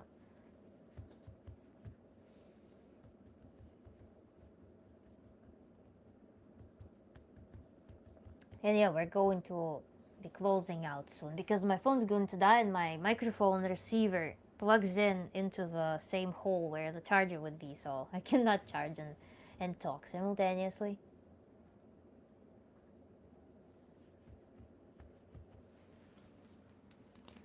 We're expecting the results of this mental experiment, and then we're going to wrap up. Another thing, by the way, guys, I created Substack, Raw Form of Life. I don't know if you're a user of Substack. I'm only experimenting with this platform. I don't know how it's gonna work. So if you want, you can find me there. If you are no worries, you're cute, by the way. I'm not worried. I'm just waiting for your mental experiment result about the decisions, how the existence of multiverse will influence your decisions. So Substack is the thing. Then I also have Instagram, Raw Form of Life. I mostly duplicate my content into the Instagram. So there is, I don't know, if you're just more comfortable using Instagram, you can consider switching there. But mostly YouTube is my active platform, and Substack. If you subscribe there, I will know that there are people. If you're an active reader there, I will know that there are people and that I can put content there too. What authors have influenced you? I don't know. I have no idea. I read so much. I listened to so much. I have no idea what influenced me exactly. What influenced me was that I was observing life a lot, and I was just sticking to my values since early childhood. And that's it. And then, I mean, I read classical literature mostly, and I really loved literature about some novels about animals and nature. And then later I read some Soviet authors that were prohibited during Soviet era, and so on. I liked Osho when I was a kid, yeah, I mean, I consumed a lot of the new age stuff on YouTube. I don't know the authors. I can't name particular names, and I ended up I changed my perception of new age philosophies, and I actually experienced some harmful effects of using new age philosophies without discernment. At one point, I completely closed out of my emotions, and I lost touch with myself, and I felt really, really scared at some point because I felt like I lost my emotional richness and skills. So that's why I went to other things, and I stopped just mindlessly consuming new age. I sought balance. Oh, nice. Have you read Stalingrad? No. I have been reading William S. Burroughs. Nice. I've heard the Russian edition doesn't even exist. Stalingrad. I don't know.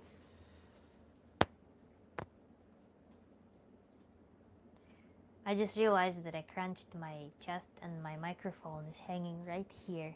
Sorry, guys. Human nature and nature of like the wild forest are different, or are they not? Such a forest are different, they not. Yeah, it's you. Sorry, I don't know. Yeah. Human nature and the nature of, I don't know. What's human nature to you? What is human nature? There's your nature. There's your nature manifests through your desires. So we cannot say about what's human nature. Human nature, yeah, we need to eat, we need to sleep, we need to have some like communal attachments, we need to be physically active to a certain degree, we need to mate. This is basic animalistic human nature, but everything's beyond what's human nature. But the Bandits only English editions exist. Probably they're open nowadays. I think that there are movies too. Do you respond back to comments? Yes, I do respond back to comments, and I try to do it like in and out. I talk and then I respond. But in general, on my channel, yes, I respond to every single comment. So if you want to watch my videos, if you want to comment, if you have some questions, I respond. And if you want to talk to me,